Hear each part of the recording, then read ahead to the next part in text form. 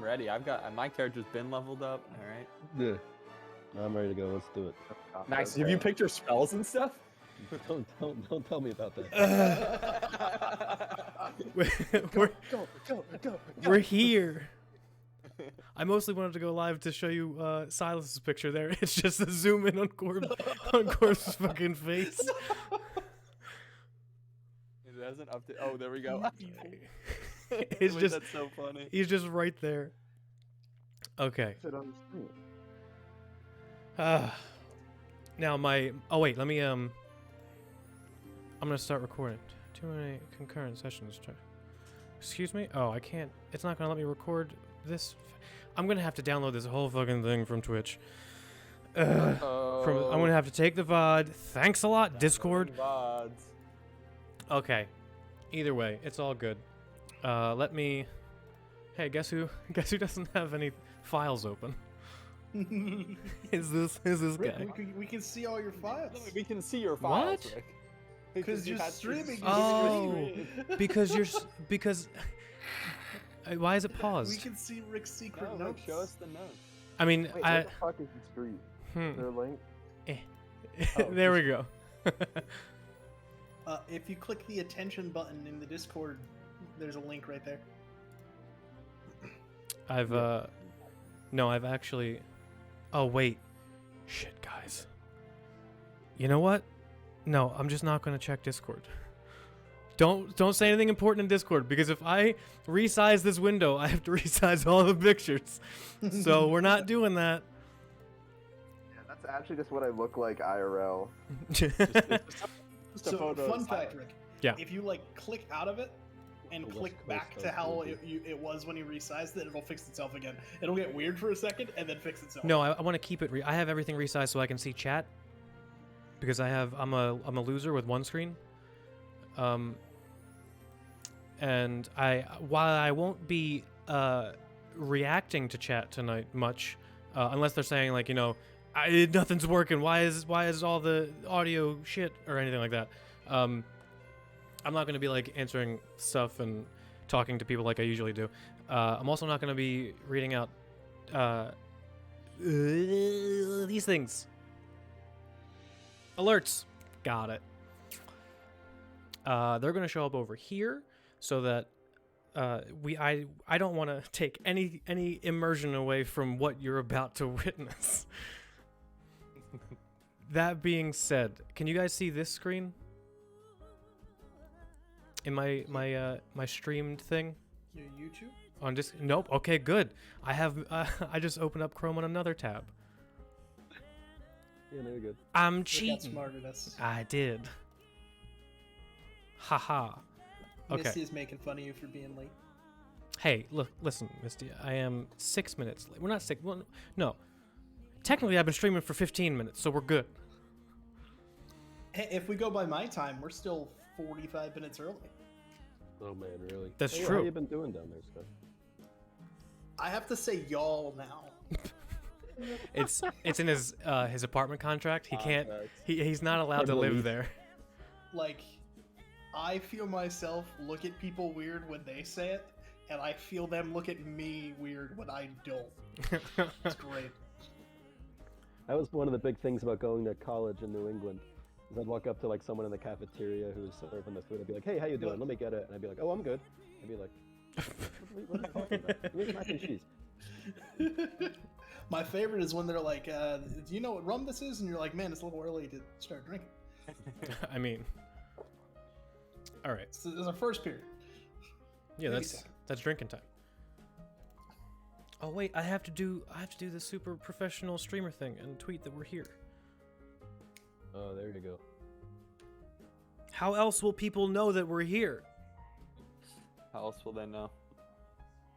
6. Do Get I- another abilities. Oh, that's 15th. That's 16th. I love that we're just leveling up now. One of us is No, leveling up. One of us is creating a character sheet. That's totally Here's- my bad, Rick. Here's I what we're in thought maybe for. we'd be level No. 4. This is the Korbtown spirit. This is what we want. This is exactly what we're here for. I'm ready. I got my very Okay. small dice that I will try to not lose before the end of the That's session. cutting words. Okay, I'm just gonna make it real simple because I can't focus on this and everything else at the same time. Eh. Max, what's the name of your subclass again? You're like the spooky one, right? I totally forget. I ain't gonna hold you. I have no idea what my class is. Okay. While you're leveling up and while Silas is remaking, why does my mustache keep doing the Three Musketeers thing? I just gotta look at spells. All right. Well, while everyone's doing that, nope, don't want that to happen. I Just gonna go back to Hello. that. Okay. I'm just gonna get so bright. I'm just gonna give a little reminder of what this all is. For anybody who's here who doesn't know what we're doing, this is Dungeons and Dragons technically. This is gonna be we're using 5e, we're using all the regular rules. A lot of it's gonna be homebrewed. It's in my homebrew world. Yeah, Missy, this is all the important stuff. So once the game starts, I'm not going to be answering chat, but I will be looking at it. So if there's anything important, you can tell me. All the alerts are, what's the word? Muted. Oh shit! Except bits. I didn't. Fuck it. If bits go off, bits go off. Nobody donate to Rick. Don't do. No, don't say that because I was saying it last night or the other night and it just kept fucking happening. I will be the dungeon master for tonight, for your evening, just like last time. And by last time, I mean Korbtown 1. This is 2. Korbtown 1 wasn't originally called Korbtown until the last 5 minutes of the game. So if you want to see what that's about, it's on my YouTube channel, which,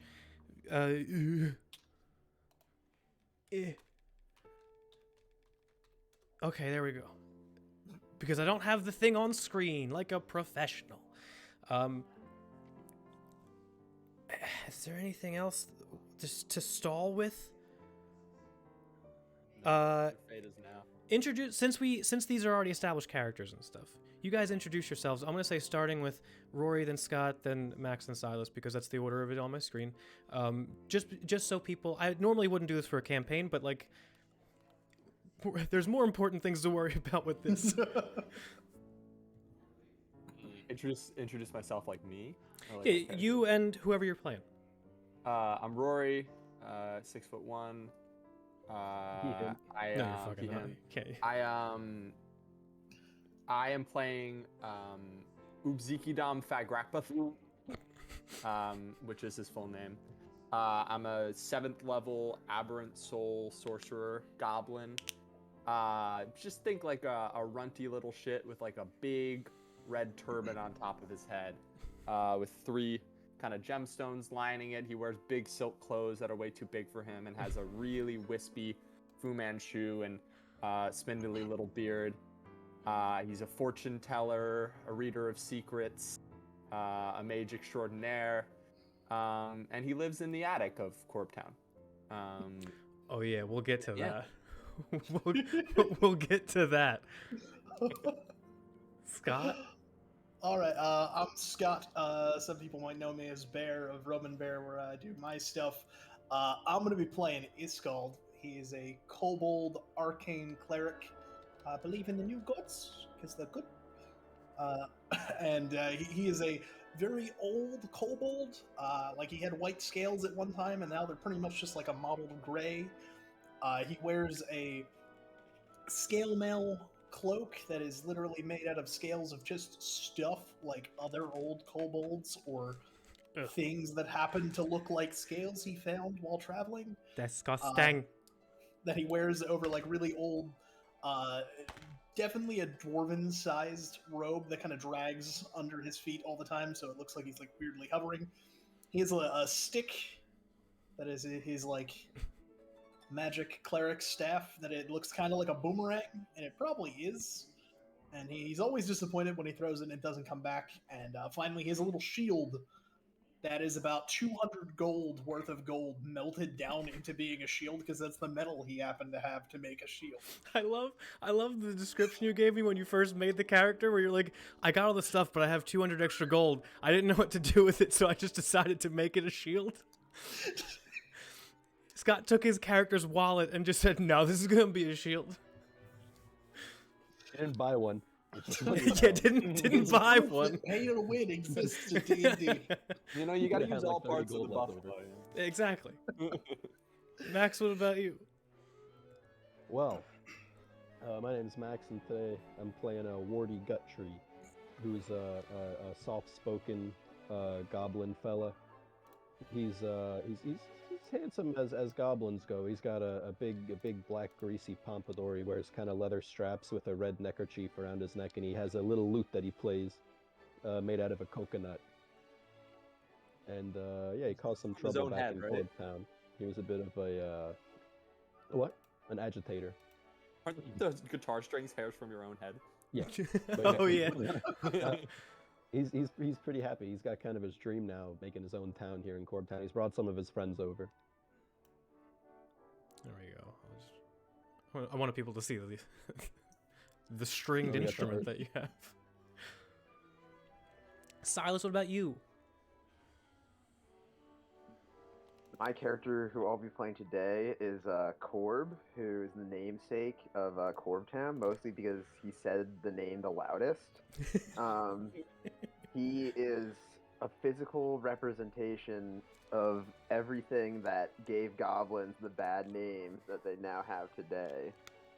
He is a incredibly round, disgusting, smelly vagrant with no long-term goals or planning skills.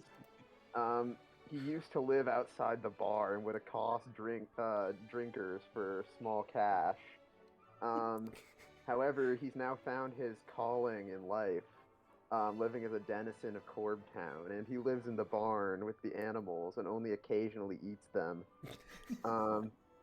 He has found some gainful employment by powering the town water mill, as well as acting as protection. However, perhaps the town may need more protection from him. And he is generally a despicable, unlikable, chaotic presence to everyone around him. All right, Silas, why don't you tell us about your character now? Haha, oh god, he destroyed. That's oh, you're so so much fun, aren't you? that's the thing about this this one shot. It was intended to be a one shot. I told you guys to make goblins or kobolds, which either one you guys wanted, and I forgot, because in my world it's not like, you know, so super typecast, but then I kind of forgot that a lot of places it is typecast, that goblins and kobolds are just garbage. Like, they're just awful. And when I planned it, I was like, they're not going to go like full garbage, right? And when you started to, I was like, this is, yes, do it more. So a gentle recap, mostly for the viewers, but kind of for you guys too. So this takes place in the land of Xandrakal. It is mostly, well, no, last campaign actually was mostly where the stories took place. But it is a land of dragons, and in this case, kobolds and goblins. In the 7 months since the small group of misfits known as Korbtown became an official settlement in the land of Xandrakal, much has changed. They are actually an official settlement now, known to Xandrakal as Korbtown. They were issued 2 guards, which promptly, for those who don't know, the guards in this area are they're clockwork, they're robotic, they are it's much easier to maintain than, you know, having to pay people. They were issued 2 maelstrom guards. Those broke almost immediately. They were issued 2 more. Those disappeared entirely.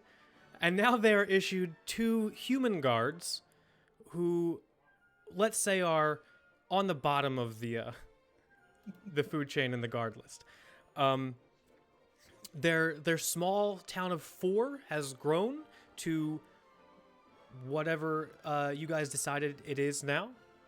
Like 8, maybe. It's like 8. Probably, right? I think Well, not including the guards. I mean, Wardy's got some friends. Yeah, They Wardy really brought got- over his 3 friends. They're not small, so they don't fit in the house. So they're not in the town. right. So Isn't it that way? that's the other thing.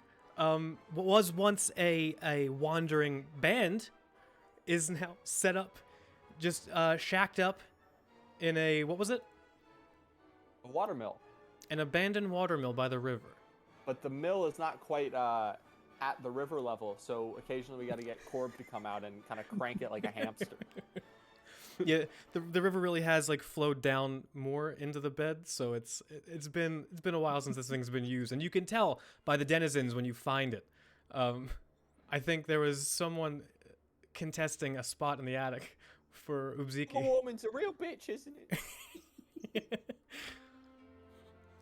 Do you want to? Are you talking about my housemate? I was about to say, do you want to describe your housemate? I don't want to talk about it.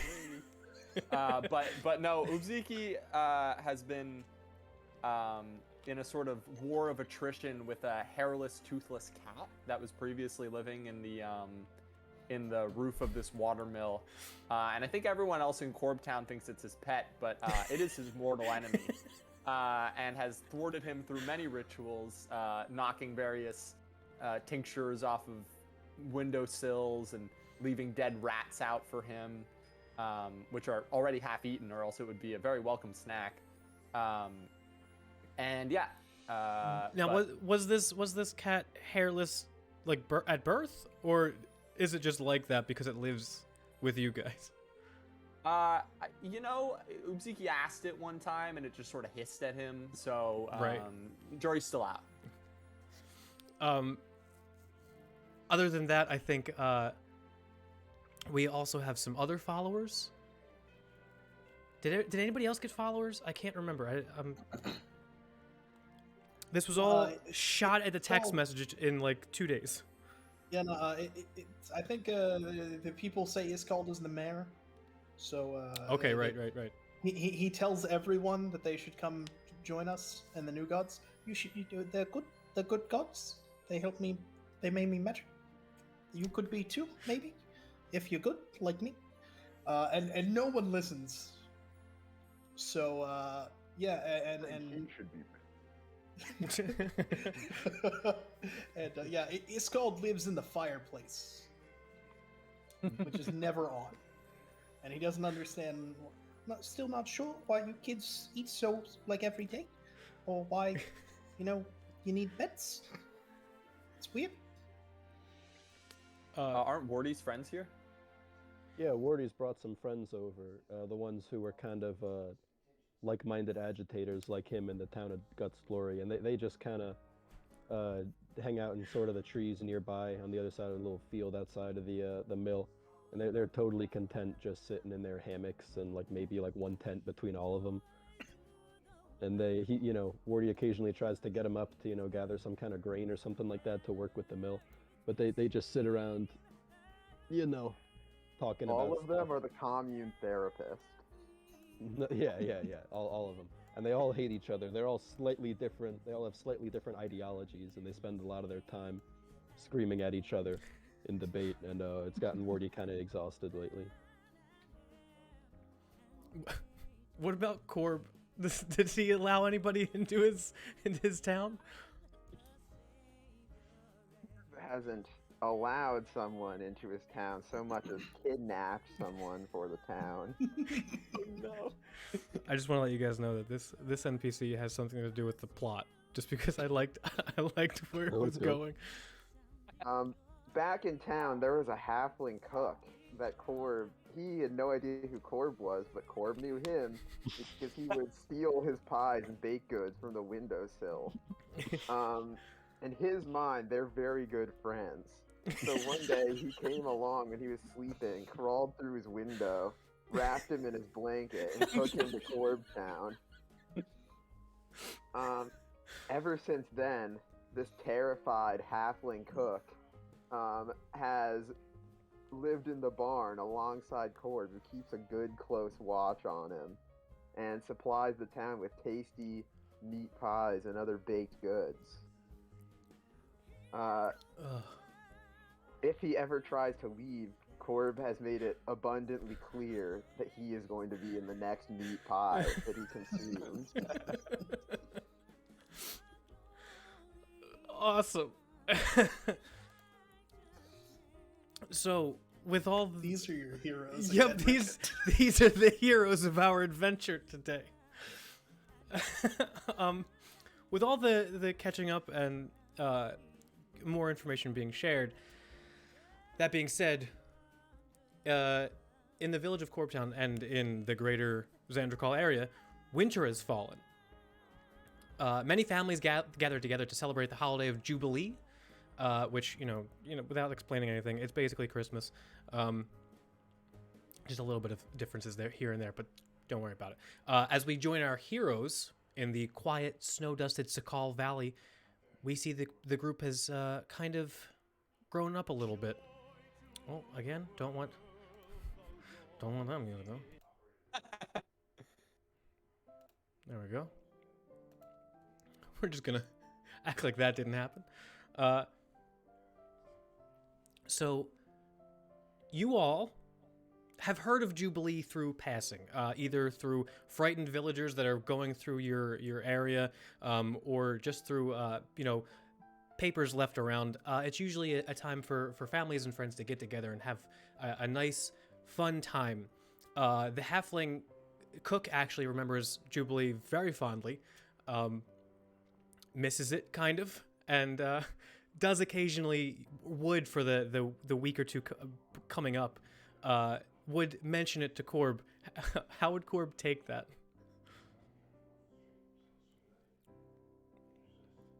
Being told that there was a holiday and that it was super fun and it was really good for getting together and celebrating your loved ones. His holiday. He would tell you it's more like it's like a day that you really just. Have you never had a holiday? You've never celebrated one?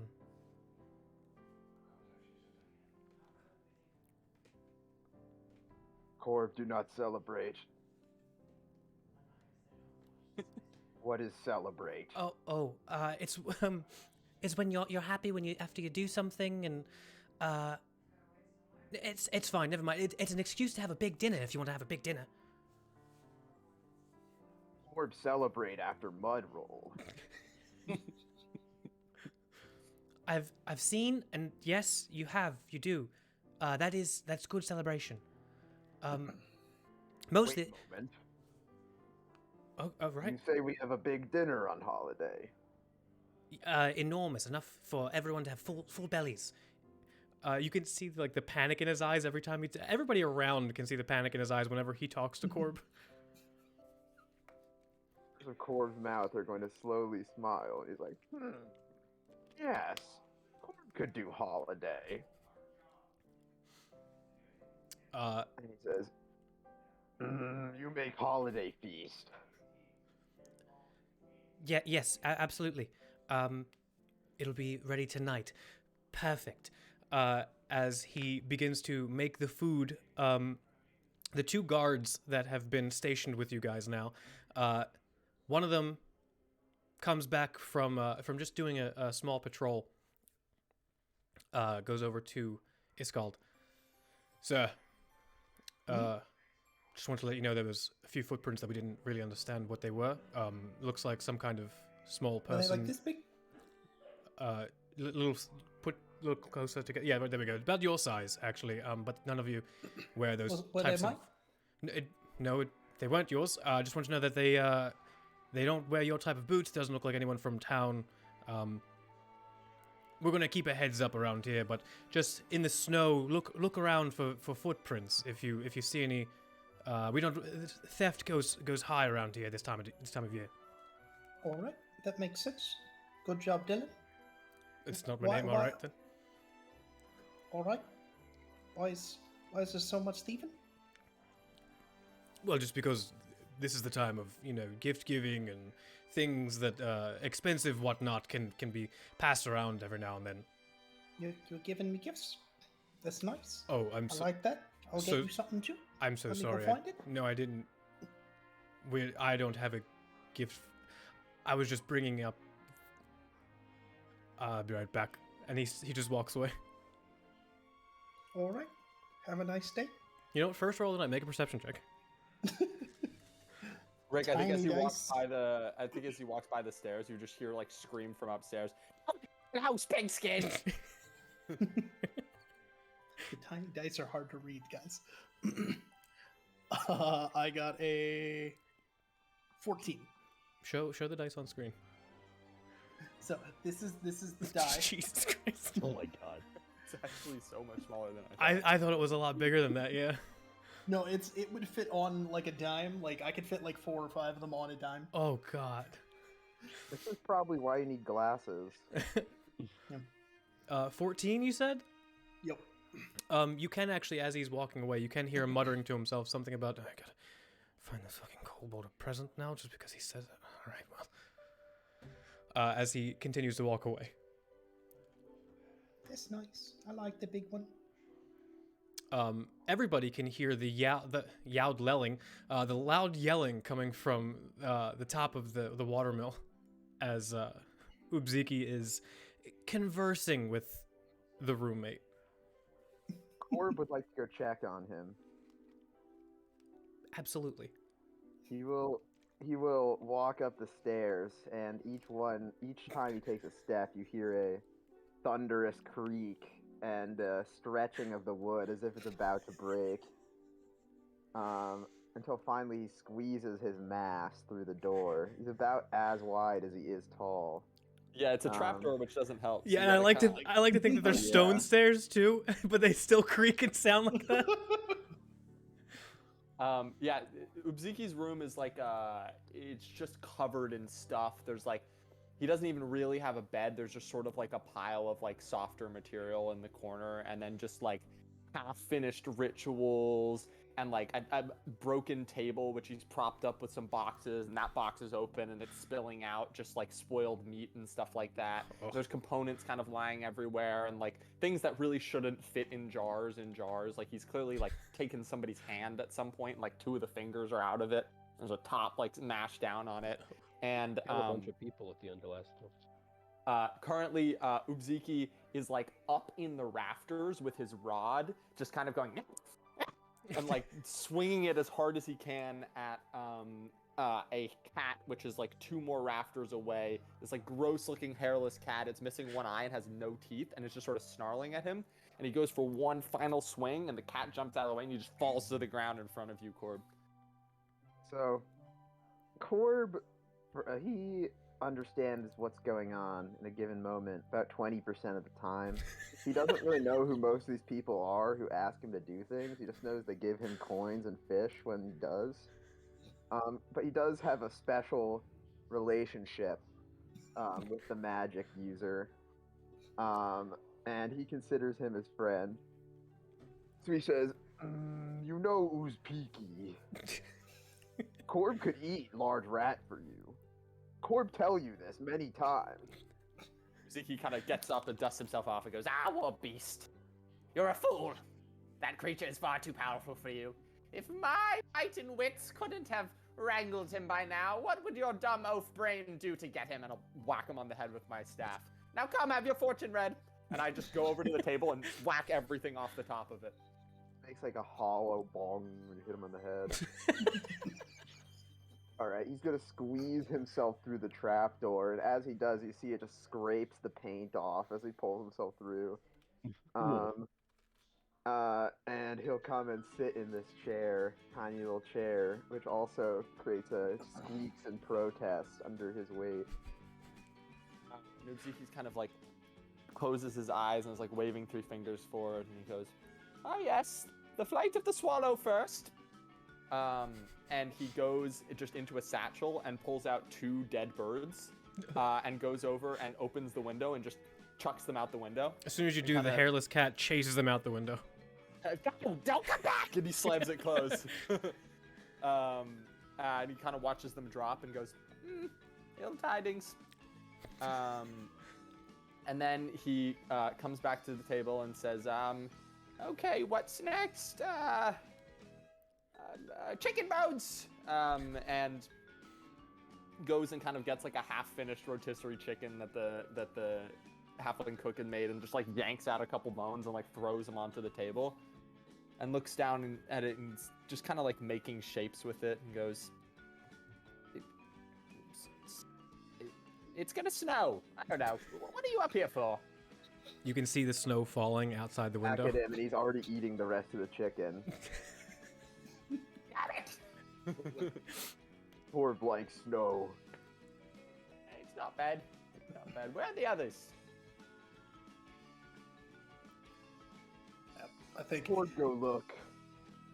Iskald is like really slowly shuffling over towards the barn. Just like gliding through the snow. Korb knows that Uzdiki asked for the others, so he will walk over to the kobold, pick him up and throw him over his shoulder and just silently carry him back. Oh, that's nice. Thank you. It's hard to get around these days. Yeah, Welcome, Elder. the 2 inches of snow is a lot more like, you know, a foot of snow for you guys as you trudge through it. Wardy, I think we need you too. Where is he? Hello? He's hanging out around the other side of the barn. You know, probably in his hammock with the rest of the guys over there. You could hear him yelling from your guys' side, probably. Yeah, I'll lean out the window and just kind of watch whatever they're talking about for a second. I'm not sure if you could hear exactly what it is, but you could see there's 3 goblins with him. One of them is kind of old and wizened and has a big beard, and another one is kind of a girl who's sitting around, slightly more chill than the other ones. A female goblin, you can kind of barely tell, wearing like a kind of a long tattered dress. And there's another one who has I mean, it looks like a beanie on him, but it was probably just like a sock at one point, like a Fantastic Mr. Fox bandit sock type bandit hat type thing. And they're all screaming at each other and waving their arms around and gesturing everywhere. And you look behind them, Morty's just kind of watching wistfully, playing his lute a little bit, just kind of tuning it. Bow, bow, bow, bow, bow, bow, bow, bow, bow, bow. That kind of resonates behind the screaming of the rest of them. Okay, Oopsie will just mind link with 2 of them. He'll like send a message to one and use his mind link to another, and just goes, "Your political machinations will amount to nothing. We're all doomed, doomed." And then it echoes in whispers through their heads. Through who? Your friends. I'm trying to scare them off. Make an intimidation check. Okay. It probably doesn't compare to the yelling they're just hearing in real life. My intimidation check is 14. Oh, yeah, both of them got under 10. So they are in like uber chill mode as they are just kind of sitting with you. They're also kind of like, one of them's strumming a banjo that looks like they made themselves. The other one has a flute that looks like they're kind of like trying to carve more of the holes out of to give it better resonance. And as soon as they start hearing something in their head, you notice them both immediately dart up and run more specifically away from the watermill.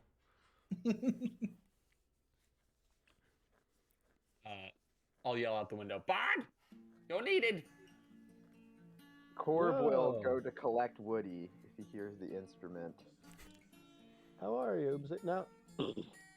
Now, Korb, maybe you could settle a bit of a debate here. Now, Wide Ribs thought that all the grain we mill here, every man that mills it should be able to do whatever they want with it. But Riz Skizzle thinks that, you know, all of it should be pulled together, and then a committee of some sort of elected, maybe, I mean, I suppose that'd be our kobold friend over here. They decide what to do. Oh, where are you taking me?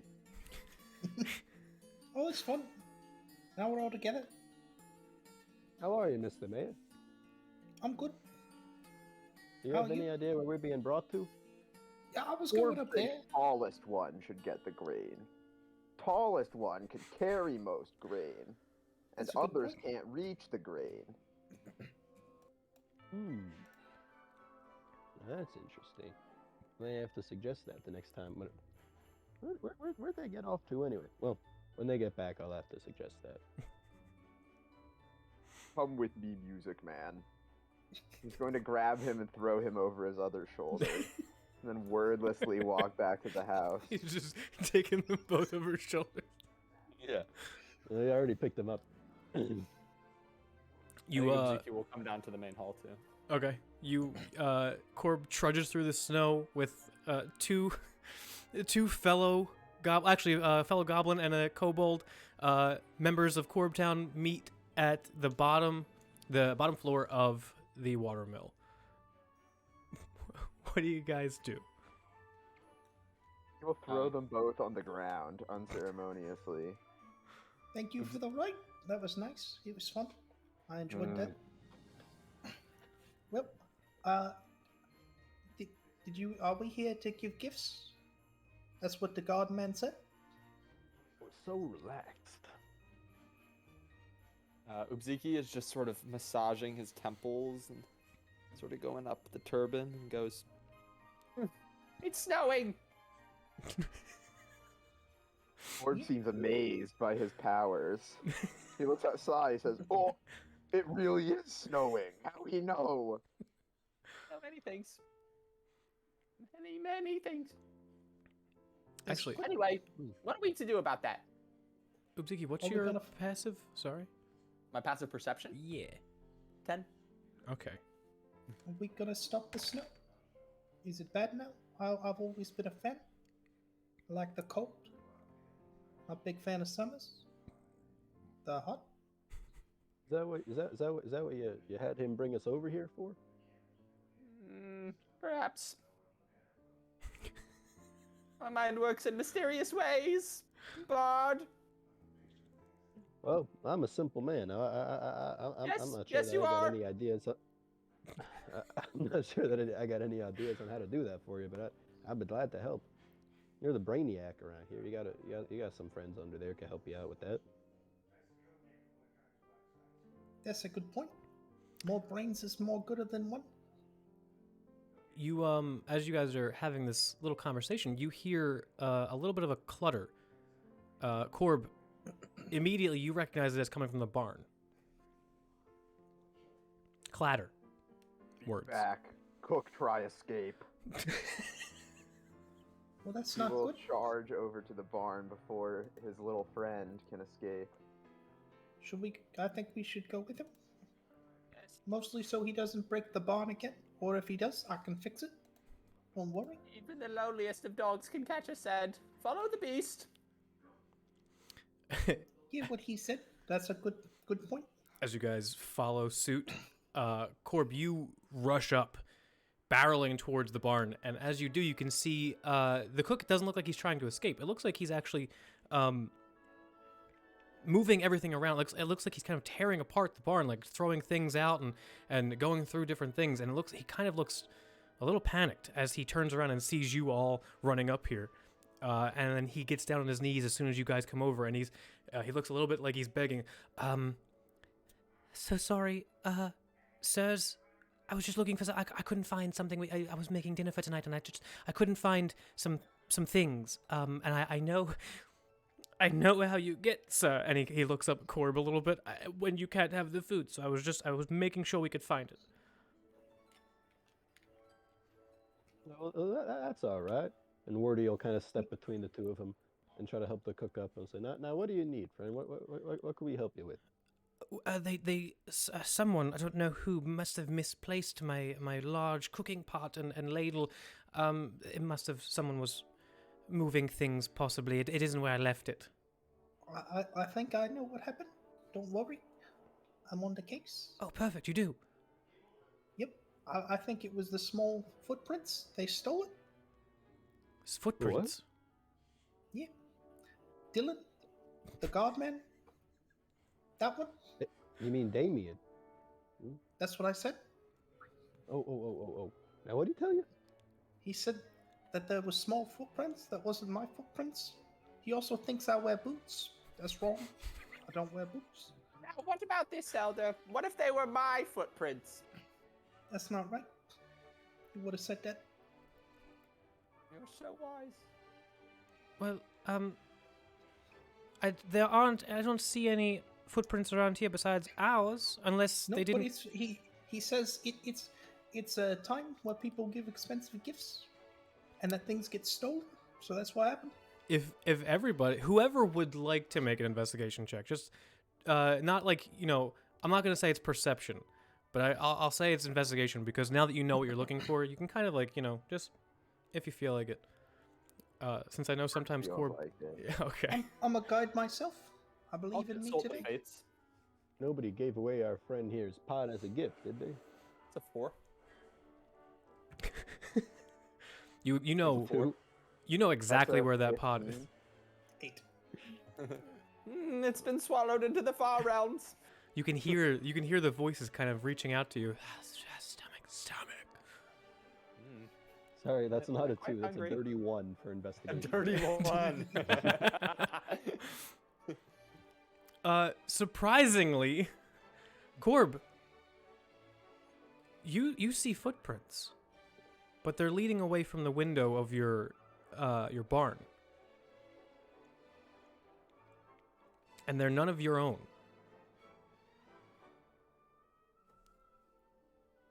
Corv has been looking deep in thought, and he says, Corb noticed footprints lead away from window.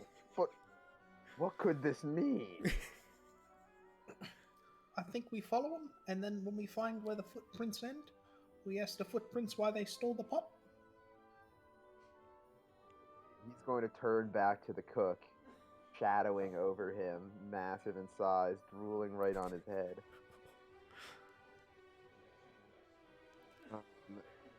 He's just going to say, when I come back, 3 chicken at least. Of course, 3 at least. Yes, sir. And he kind of cowers. He says, Corb, go get your pot, but no funny business. Do you guys follow the footprints? Yeah, sure. Yeah, don't worry, I got this. I'll track them real good. So, I pull out my my glasses that I had, that are just 2 magnifying glasses taped together. the giant, they're just 2 really big magnifying glasses. Yeah, they're my binoculars. As you guys, it doesn't take long to find something a little different about these footprints. They're about all of your size, like maybe a little bit bigger. But as you just follow them, like maybe like not even 30 seconds into it, you're still well within the vicinity of Korbtown. You see that they actually break off into 3 different trails, but not 3 different trails going away from Korbtown. It's 1 coming towards Korbtown, and 3 going in. You're just following 1 out.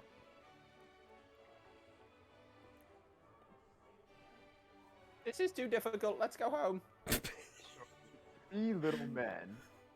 They walk to town, then they turn into 1 little man, and then they go away from the bar. Yeah, but it's fine, because, I mean, there's still 4 of us, so we're faster than they are, so we can catch up. At this point, Well, all of you would actually I could hear use yelling again. medication, I think. Hark! Sound! Yelling like Wardy's friends, or a different kind of yelling? One of them actually sounds like Wardy's friends. Oh, really? Which way did they run off in? You hear the yelling coming from, actually coming from one of the trails of footprints. Like where that would lead to. Yeah, Wardy will look up and go, Yelling. Weird, Matt. Hey, Skizzle, where'd you get off to? And he'll run ahead. As you chase the sound, you actually run up and you find your friend going through their belongings, just kind of like doing the same thing that the cook was. And as they're emptying out their bags, they're looking at you and they say, my flute. Does anyone? I was just working on it. I put it down for just a second. It's probably back by the tent. Why? No, I put You it all down right listening? here on my bag. Are there more he will footprints? will come up next to him and put a comforting hand on his shoulder and go, "Don't worry, you are a terrible musician anyway, so think of it as a gift." Oh, That's a good gift. That's nice. thank you.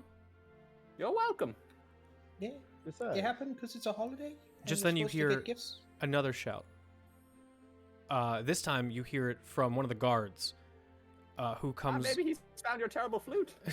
Who comes running toward all of you, with the box that you guys understand. At least most of you understand to be the treasury box, where you keep all of your funds. He comes rushing over, looks directly at Iskald, and kind of just opens it up. I don't know what happened to it. It was in the vault that you keep calling it. Cool. Did you eat the gold again? I've never eaten I told you I've never eaten the gold. That It's was all your right. other friend. And no, the stuff we did have is now gone. All of it. It's okay.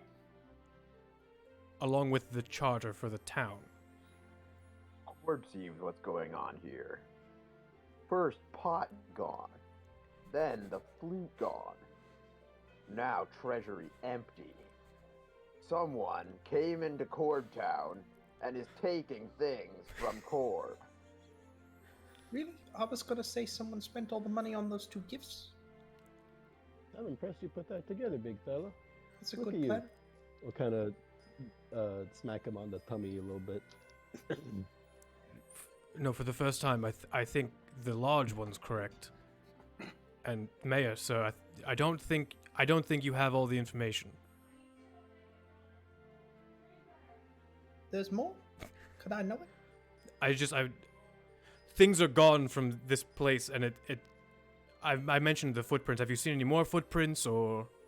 Oh yeah, there's 3 footprints, but then they become 1 footprints. Right. Okay. That's maybe okay. Right back over there. I have an idea. Maybe you all, because I think Kent and I have to stay. I'm sorry. I mean, Dylan and I have to stay and guard the town. I think you all should go get that stuff back. Yeah, I'm gonna go do that right now. Charter, not, where are fellas? you? It was just like old times. What was it, a week ago? I'm not sure. What are you talking about? The time we went on the trip on the boat. And Korb we- don't the- remember that. Yeah, it's hard to remember. There's a lot of things. It was a big day, but we had an adventure. We didn't learn nothing though. That's important. Or Didn't see nobody with 6 feet and also 2 feet. Ubzikidam will step up to the guard, and he's like much shorter than him, but just sort of stares up in his face, and he just cracks his neck, and it goes slightly too far to the left, and you see the orbs glowing on his face, and his eyes start to glow a pale blue, and I'll catch thaumaturgy, and I'll go, "Pink flesh! If you stole our gold, and also our pat, and also that man's terrible, terrible flute, know that I will haunt your dreams forever! Tell us now!" Make an intimidation check. 11. Help him by going, also Korb kill you. I feel like that would help. That's the reason for the low roll. Both of these people saying these things. He just no, I swear I didn't take anything. I just think it would be pertinent for you, since you all the founders, to get everything back, the funds and the documentation proving that you're a town, and I guess the flute is. Did you say? We didn't. We forgot the pot. That's important too. That comes first because it's the Most first thing we important. tried to find. Right. Yes. You must celebrate. Gotta find them in order. Oh. So it goes pot, then flute, then gold, then Otherwise, shard. it wouldn't work, I don't think. No, I- Exactly. I did in order. I've been trying to help Rick Skizzle separate himself from his material possessions, but he did spend a long time working on that. Did you say his name is Rick Skizzle? Yeah, I can send you a list of the names and stuff. Oh God, please. There's Rick Skizzle. There's Weird Vat and Wide Ribs. Oh, God. Wide ribs. Well, don't worry. I'll find this no problem. I trust Rick, that you will. do the footprints like continue once they converge, or do they seem to like track elsewhere, anywhere, like It seems like in any of the three? so you have the town, and then it seems like they all kind of. I mean, obviously, you know the direction they were going was towards the town, but they all split up towards the town. But it seems like they all kind of go from one or three to one trail and lead off into what looks like a snow-covered forest that you guys. I mean, you can make history checks, but you don't really remember being there.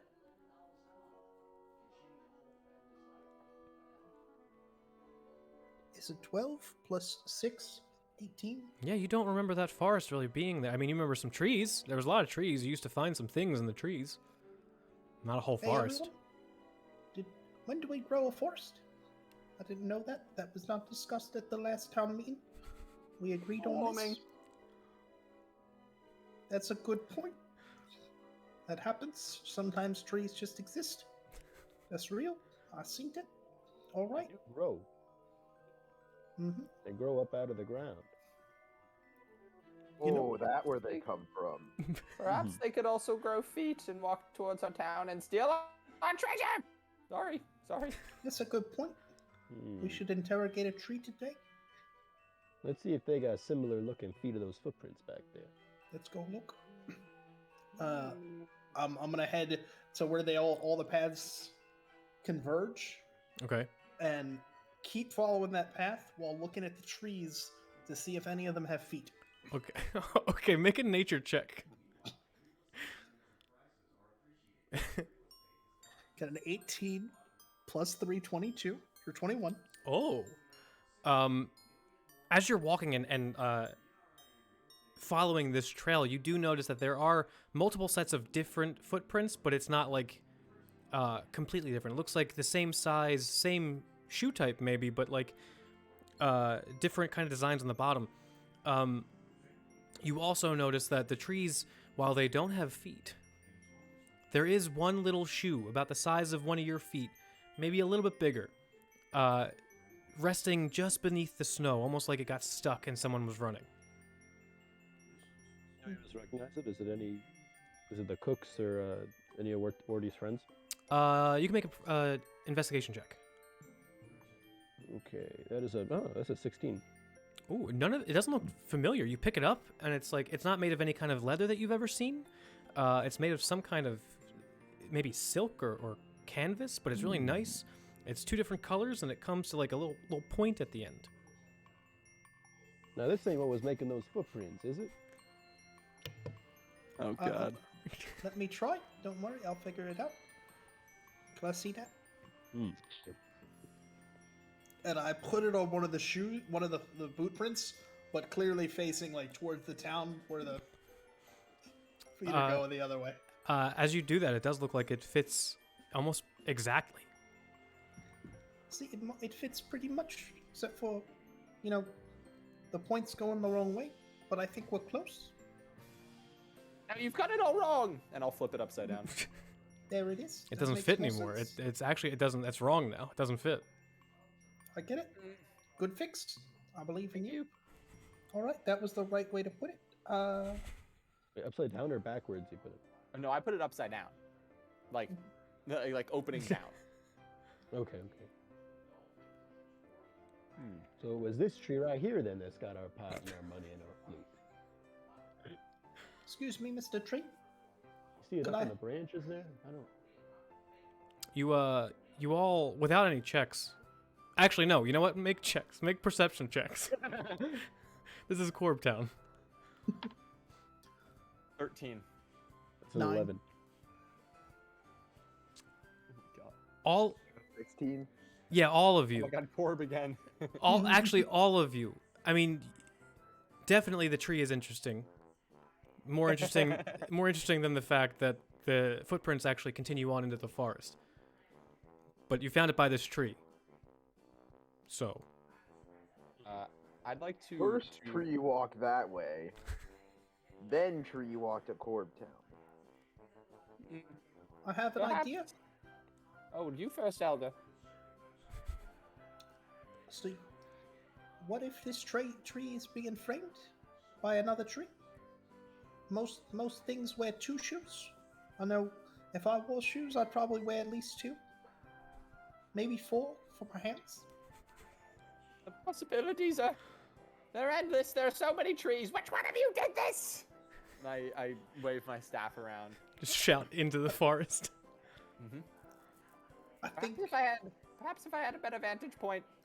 I think what we need to Warbeast? find now is another Mount tree. your back. Or we could take all of them. I think we gotta find a different tree. No, we That has killed all those between hunters, one- remember? We did that. That's true. But we gotta find one that has between 1 and 3 shoes. That's not this one. Maybe. Do You you might be think being that- set up. You might be right. Now, do you think that the trees might have taken the pot as well? As opposed to solely the loot, our flute, and our gold. Wait, who took our gold? Burn down all trees. Then we solve snow problem and thief problem. That probably would be a direct way of doing this, but I like being out here with y'all again, away from those arguing It's idiots. nice. I enjoy this. Just make sure we don't learn nothing. Yeah, You know what you has get to happen friends. if you do. Let's go see who the real perpetrator is then. It's these footprints here, not any of these. And I'll just point to the 4 extra sets of footprints that have been That covered with continue them on? and are now standing in a crowd caused by them. Yeah. Well, we can investigate these footprints next, but if we think that they have the pot, give me a moment. Corb, will you hold me for a second? Pick him up by the back of his little robe. And doing that, I will pretend to be levitating and just go. And put my fingers up to my head, and the turban starts to twitch and undulate, and all 3 of the gems pulse, and I'll cast locate object on the pot. Ooh. What's the range on that? I think it's 1,000 feet. 1,000 feet. You start to get this weird feeling as you open up your mind. Not unusual for him. It's not. You get this other weird feeling, a new one. Another weird feeling. As you begin to open up your mind, you can feel a very, very similar feeling coming from deep inside the woods, coming from the direction where you sense the pot. The pot's pretty far, maybe 700-800 feet. The top of his turban just twitches forward slightly, like pointing. And he just points his hand out that way. The little bits that are hanging kind of just whoop. Yeah. All right. I guess it's that way. Is everyone ready? Everyone feeling good? Yeah, of course. All right. Here we go. You guys rush Just- into the We'll forest. drop him on the ground. Wait, no! I need to be carried if I'm to be dowsing. He's got his eyes closed and he's just running into trees trying to catch up to you guys. Snow's falling in the background as you guys. Away! And so they walked, and so Rick described them walking. Let me just go back to that. You guys rush off into the forest, chasing this weird feeling that Ubziki-Dam has. As you get closer and closer and farther and farther, well, closer and closer, farther and farther, as you get deeper into this forest, you start to notice that the footprints begin to widen just a little bit, not all one single file anymore. And you also see, just on your left, something's coming up. It looks like something is very much disturbing the snow around. It's not just a plain sheet of white in the trail anymore. It looks like there's like a lump of something in the snow. Pretty big. Is this what is my beacon honing in on this big lump at all?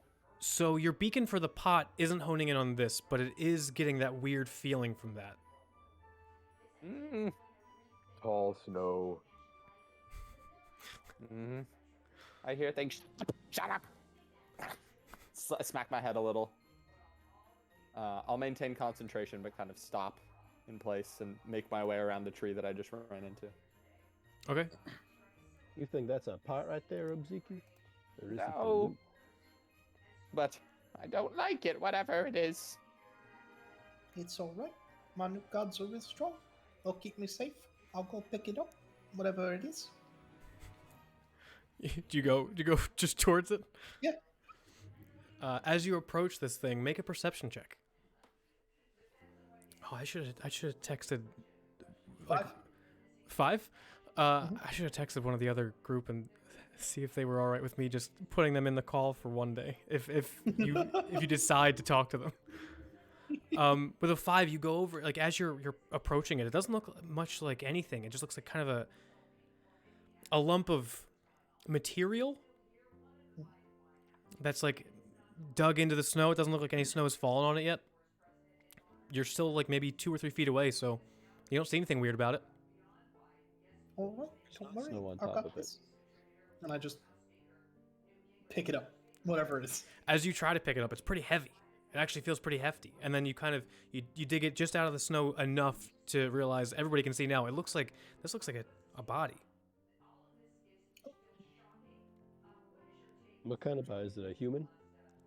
It looks maybe from this angle that you're at, gnomish or halfling. Excuse me, are you dead? You don't hear anything back. Tap it with the stick a few times. Yeah, you don't hear anything. Don't worry, I've got this. And I like try and like find like the head. Like what is this? Can I like tell? You put it down and go back towards the head and pick it up, just by the head itself. It looks to be a gnomish person, dressed very strangely. Now that you have it out of the snow, and now that you're up on it, you can actually see that it is missing a shoe, and it looks like the shoe that it has on very closely matches the one that you found. I like prop it up with my stick behind it, like very precariously, like a tripod. Okay. Don't worry, I've got this. Excuse me, mind if I ask you some questions? And I cast Speak with Dead, and that is my first question.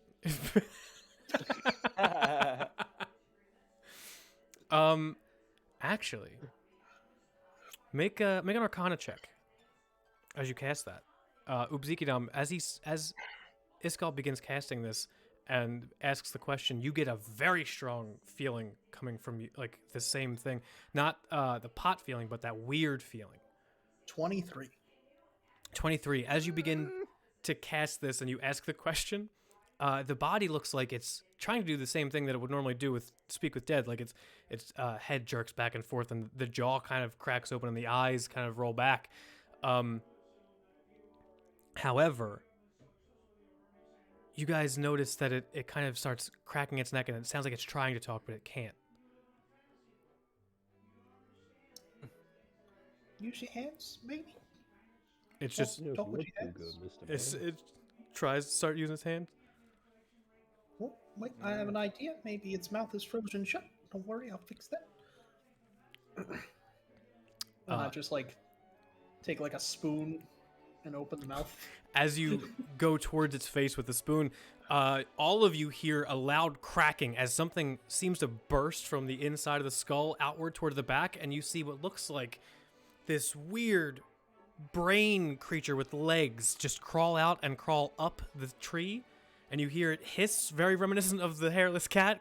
Kind of looks like the hairless cat a little bit, as it jumps down into the middle of the road and begins to scurry away, or tries to scurry away. You guys can get attack of opportunity if you want, through the snow and back towards where it looks like it was coming from. All right, bye.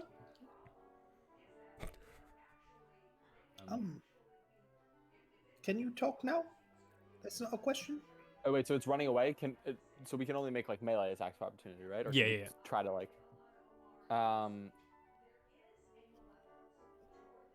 I think Ubziki Dom would just be screaming at it. So, Okay. "Come along, creature! I hate your feline milk." What was the question that you wanted to ask it? It's called. Asking if it can talk now. Okay, so that's the second question. Yep. Even though he said that it's not, but it is. Yep. You do hear a yes. Oh, catch the brain! Yeah, I'll come with Where you, the big guy. tree is. What is it? What's Corb doing? What'd Corb say? He is going to tell our noble mayor to ask it where the tree that stole our shit is. Corb, did you not see the brain jump out of it? Go get the brain! Here, come on, big guy. Okay. Let's head back to He will town. I'll charge do it after that the brain and try to tackle it. Iskald, it said yes, it can talk. By the way, as your party just runs Takes into the off. forest. Yeah. All right. I'm like just kind of pulling it with me a little bit. as I Oh walk god. with it. Okay. Like I've just like crooked the boomerang stick under its like hood as we're walking. Are you the one who stole our pot and our chowder and the flute? Was that you? As you're dragging it through the snow, like the ice and frost kind of like shoving over its face, you hear a muffled no. Do you know who did? Do you know where they are? Probably a tree. Its finger begins to try and point towards where you're running, towards like where the brain would be, but every time it goes, it like another tree branch or a root smacks it down as you're just kind of dragging it through the ice. So the brain is a thief. It's a bad guy. Should I hit it or should I convert it to my new guts? Which one? Are they the bad guy? Are you asking that as the question? Yeah. You hear, you actually, you do you. That's a good point. That's how I live my life. That's how How I close go. have me and have Wardy and Corb gotten to it? You guys are giving it chase. I'd say make a dexterity check to see how fast you guys are compared to it. Okay. Because this thing has pretty good speed. Dexterity. That's wow. That's a dirty 20. Ooh. Damn.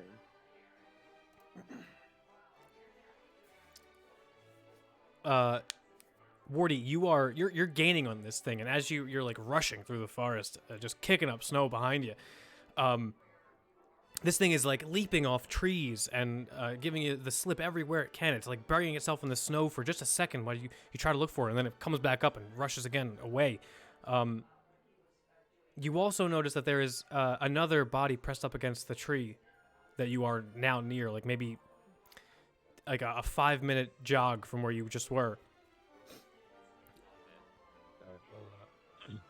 Wardy's gonna stop at maybe the top of like a small rise, kind of panting, and say, "Okay, get back here." And he's gonna take out a rib, and he's gonna take out his loot, and he's gonna kind of jam the rib into a little hole in the side of the coconut, and he's gonna play a note on it, and he's gonna start wiggling the rib up and down. It works kind of like a whammy bar, and it goes wah, wah, wah, wah, wah, wah, wah. Wow. And right in front of the brain creature, he's gonna cast shatter.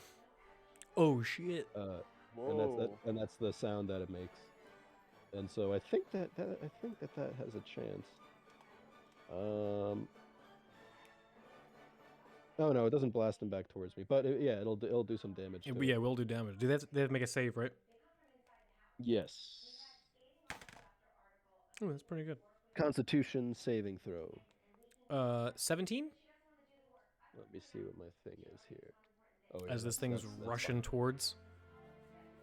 That definitely passes it. So it still takes some damage. So. Yeah. 1 second. Guys, I didn't roll like shit. I'm If proud of it's you. 3d8 damage halved, I'll just roll 3d8s and have it. All right. I've been rolling like shit the past month. At least. Yeah. It's been like since we started Rime of the Frost Maiden. Like you've I gotten just- worse. And it's just sub 10 for everything. That is 6 damage. As it continues to bound through the snow, it does get disturbed a little bit as it is rocked as the shatter, the wah wah wah shatter happens. The snow is kind of dispersed a little bit, but it does regain its footing just as you're about to start chasing it again and begins to hop through the forest. Everybody around here make perception checks. How's my located object doing, by the way, Rick? And I rolled a 9. It feels like it's getting a lot closer. Okay. Got a natural one as I'm approaching, going, well, it was good talking to you. I'm going to put you over here with your friend. Looks like he's a frozen person, too. Figured you'd have a nice time. Just be the two of you out here in the nice forest that wasn't here yesterday. You just lay the body next to the other gnome. Yep. Ubziki goes running past him and goes, "Come on, it's this way!" with his turban like even more like angled towards wherever we're going. Like kind of over his eyes at this point. He's just kind of running. And it's still twitching and wiggling. As you guys give chase the entire way, you come to a little bit of a clearing, and you stop for just a second as you begin to look around, and you notice that the trees around you have started changing. They're a little bit more withered. The change started happening gradually, and you didn't really notice until just now. But they're more withered, and there's this weird kind of vein, like weird pulsing vein, like essence growing around them. They're like it looks like they're dying a little bit, but also wilting. And just looks like someone's taking care of these trees for us. Indeed. Well, magic's around here. Must return to study it. And just as you begin to step more into the clearing, you can see that the snow and the mist has kind of like the powder around you has kind of started to subside a little bit, and you can see maybe 100, 150 feet in front of you, way off. It looks like some kind of structure, like an old keep, an abandoned keep stands. Are we still near the second body that we found? No, you guys are a few hundred feet away from the body that you found. Okay. Are there any tiny tracks? Does it look like the brain ran in here? Make an investigation check. Let me check. Do we still see the brain, or is the brain away from us? Make an investigation check. That's a 3. 15 for investigation. Wardy, you don't see anything track-wise. It looks like a lot of the track has been taken over by the snow. But Ubziki down. You don't see the brain, but you definitely see those weird paw print tracks that it was leaving going toward the keep. You also start to notice that the trees are kind of like swaying with no wind, and it looks like the bright red veins that are growing up it from out of the ground are kind of pulsating and making them curl and move. It looks like these trees are alive, but not in the living sense. They've gone like gray, almost white with their bark. Yeah. Ubziki's looking at one. He goes, "Stop that!" and just pushes out his rod and shoots a ray of frost at one of the trees. You actually feel a little bit, like, not enough to take damage, but you feel a little bit of pain, like almost a migraine. The entire area is giving you that weird sense that you felt from that creature. Shut up! Shut up! You just hear the whisper. Now, Mr. What do you want from this place? Mr. Mayor, Korb, Ubzika, do we think the pot and all that, we think it's in there? I think so. That sounds like a good plan. I would, if I stole things, I'd probably put them in a building. There might be a lot of brains in there. Korb, did we see if that fella back there, that second one we found, if he had a brain inside of his head? Back there, that second one. Brain went outside the head? Inside of his head. Some of these fellas around did you not here. see the thing we were chasing the whole time? Are we not still searching for trees? Some of these fellas around here have brains in their heads. It's doing something weird to the Not place. me! I would never have one of those in my head! It's dangerous to have And a I brain. whack my turban. Brains have thoughts. Thoughts can Well, I be know real I don't dangerous. have one. Korb Korb doesn't have thoughts and he not a brain. See that You can have a thought without a brain, but having a brain, that's dangerous. That's true. Now, Mhm. we think it went in here, huh? That's what I'm thinking. Is the locate object still pointing towards the keep? It is still pointing toward the keep. Have any of us seen this place before in the like 3 months we've lived here? You don't remember seeing it. To give you a like as you kind of get a little bit of a better view on it,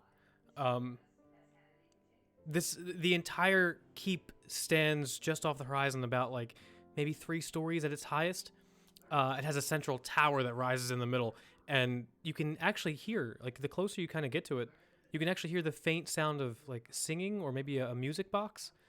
The smell of like nice, fresh baked goods is just hanging in the air the closer you get to this place. It looks like it's made of some kind of metal, maybe stone. It's really shiny. But the one thing that you notice above all else, besides the fact that it looks like it's been here for a while because it's covered in snow, is the front door of this place is maybe 10 feet tall by 10 feet wide, and it looks like the metal kind of curled into a weird maybe design shape. You're not sure from this distance. Don't worry. I'll go talk to them. I'll knock on the front door. I'll let us in. I'll explain the situation. And then it'll be all right. It's going to be okay. Is that a good plan? You can Sounds give all right five to back. me. All right. This gold like waddles up to the front door. You just And walk just- right up. Knocks. As you begin your approach, you do notice that the music gets a little bit louder, but never too loud. Never. It's always like a nice little ambient music. The walls of this keep that kind of contain what looks like the rest of it have these windows that look like they're made of all different colors of stained glass, and there's no other there's no cold feeling when you're around here anymore. It feels, the snow still falls and still sits, but you feel peaceful and calm, not warm. But you get up, you knock on this large metal door that you can now see this sculpture is hanging from it. Almost the entire door. It kind of looks like a large person looking at you, but it also looks like they have weird, wisps coming from their face towards the door. You don't hear anything from the knock. You just knock, knock, knock. Excuse me, Corp. Could you try knocking? I got small hands. You have big hands. Big hands, big noise. Let's try that. This place smells kind of like your baker. Or maybe there's some of his friends inside. That's a good point. Corp, we can get more bakers. That's really nice, actually. Maybe have like a baker town inside Korbtown. I That'd be think nice. I've seen this place before. It's Or full of strike the brains door so we might annex this place. that are killing all the trees for us. It smells wonderful. These people are great. I want to meet them.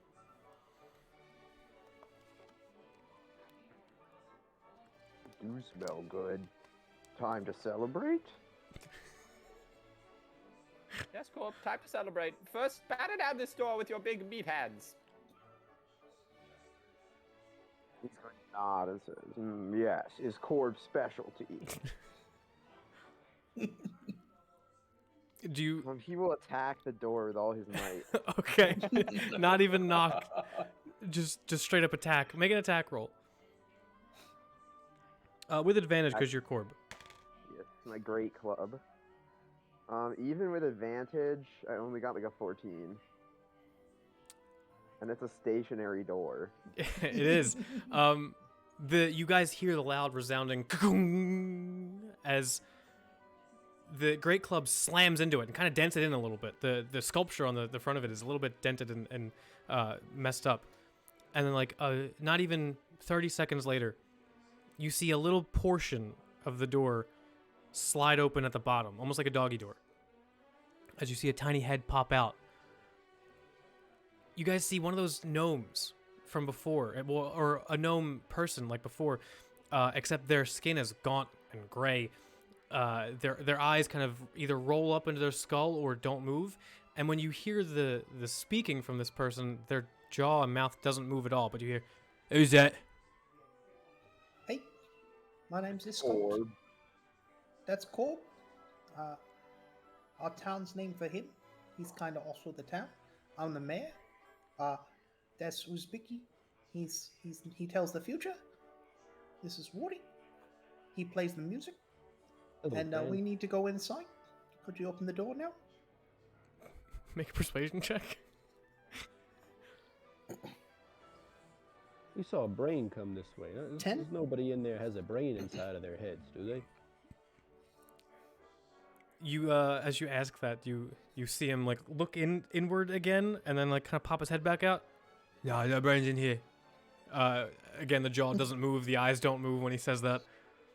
As I notice him not talking with his mouth, I will just kind of squint at him and I'll telepathically link to him with my telepathic speech feature. Okay. And just go, "Do not think you're so powerful that you can speak with your mind. There are practitioners of the arcane far beyond your own ability." You hear back, not in your head, just like you would normally talking. "Oh, mate, it's fucking hell. You guys did the thing already? You went to town?" Let us in. Are you trying to intimidate him? I'm just trying to fill his brain with noise. Oh, okay. You hear him say, "Oh, Jesus fucking Christ. You made it back already from the town then?" Yeah. Came all the way from there. We walked. All right, one second, you didn't have to do all that shit. His head pops back in. Someone's head by accident. Didn't mean to. You hear the little Precise. little clunk of the door shut, and then you see the other door, the big doors, start to slide open towards you all.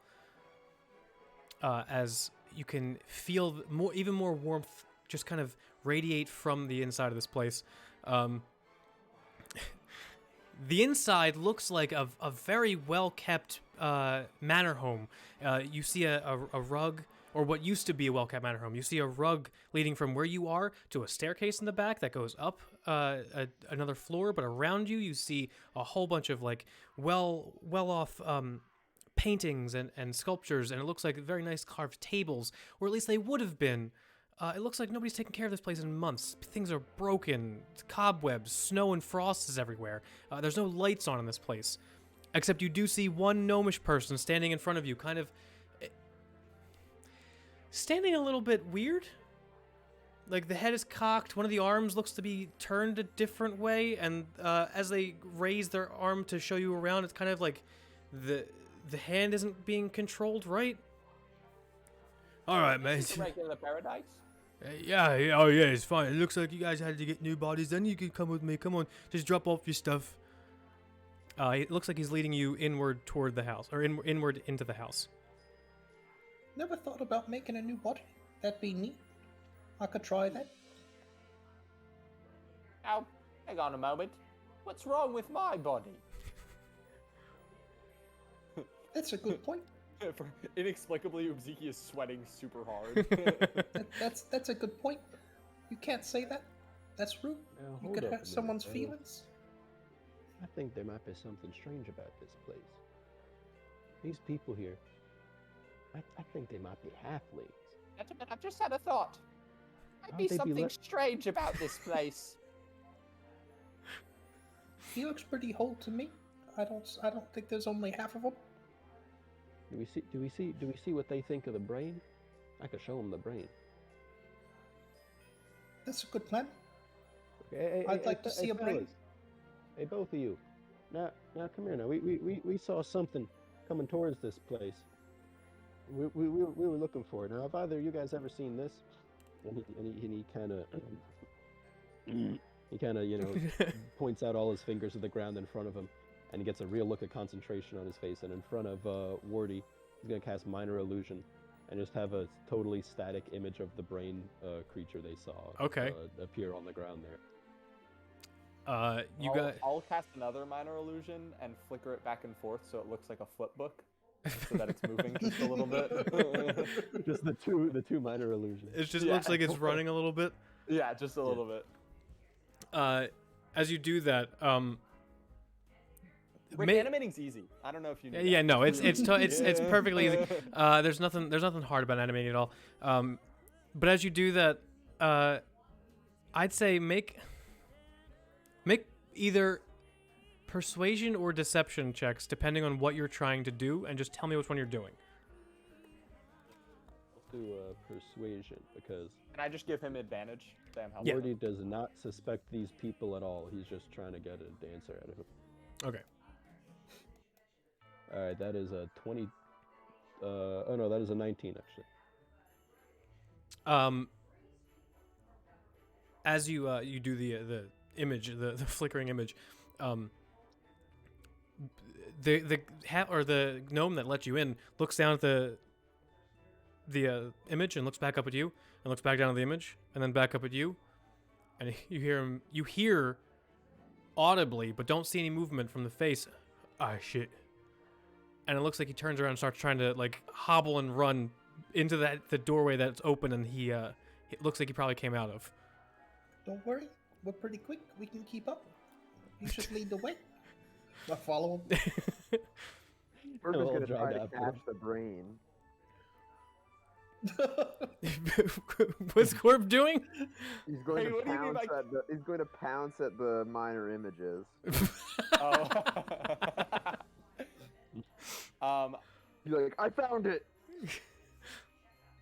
Whoa, Corp! He's gonna Morty will cast minor image again to just have it be the another brain at the midpoint between where it was and the door for just a second or two, and then it disappears.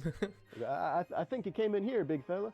He's gonna Then he'll- collapse he'll- on the ground. He's like, oh, almost had it. And looks up and he's like, there it is, and runs after it. Yeah, and while he's doing that, I will. I don't even know if Ubziki has a brain blast as much as maybe a couple whispers enter his mind and force him to do basic arithmetic. And Ubziki will go, oi! And then I'll speak in deep speech. Okay. And go, where do you think you're going? To this creature. You hear back again in deep speech, but only in your head this time. You don't hear it out loud like you did last time.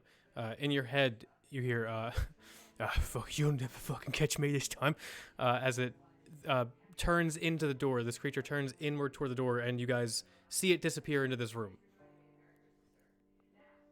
It's called. It's just like casually, like an old man power walking Okay. after him.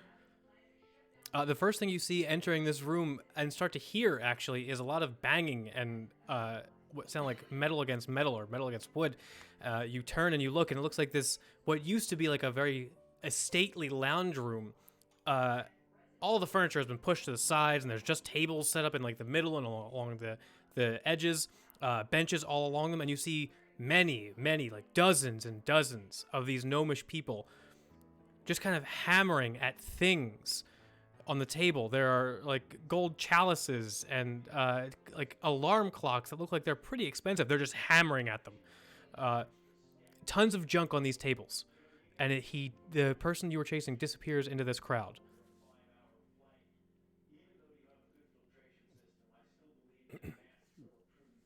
Ubziki-dan will stomp up to the door and sort of stand as tall as he can and go, and locate object. Is it still on by now or gone by now? What is it, 10 minutes or 1 minute? 10 minutes. 10 minutes? It's still up. Okay, is it It's still, Where's it pointing? it's kind of pinging upward. upward? Ubziki will kind of look up and go, All right, I'm gonna ask just this once. Show me how to get to the tower. you any wait of for a them response. None of them respond. A couple of them look over at you, and again, you see that kind of, mask look of the face where the eyes go a different way, and the jaw hangs open, and then they look back and start banging on things again. This sucks. They're not so smart here. They don't talk so good. It's sad. Doesn't seem like They it. probably have brains. Probably. Probably. Should I kill them all? I can do it. I can blast them right now. My turban starts to shake. I mean, if you really need to, but I feel like that might be mean. Actually, as you say that, one of them, or a couple of them, get up I'm from feeling their pretty seats. mean. And it looks like they're ignoring you, but they get up from their seats and they walk kind of past you to the other side of the room.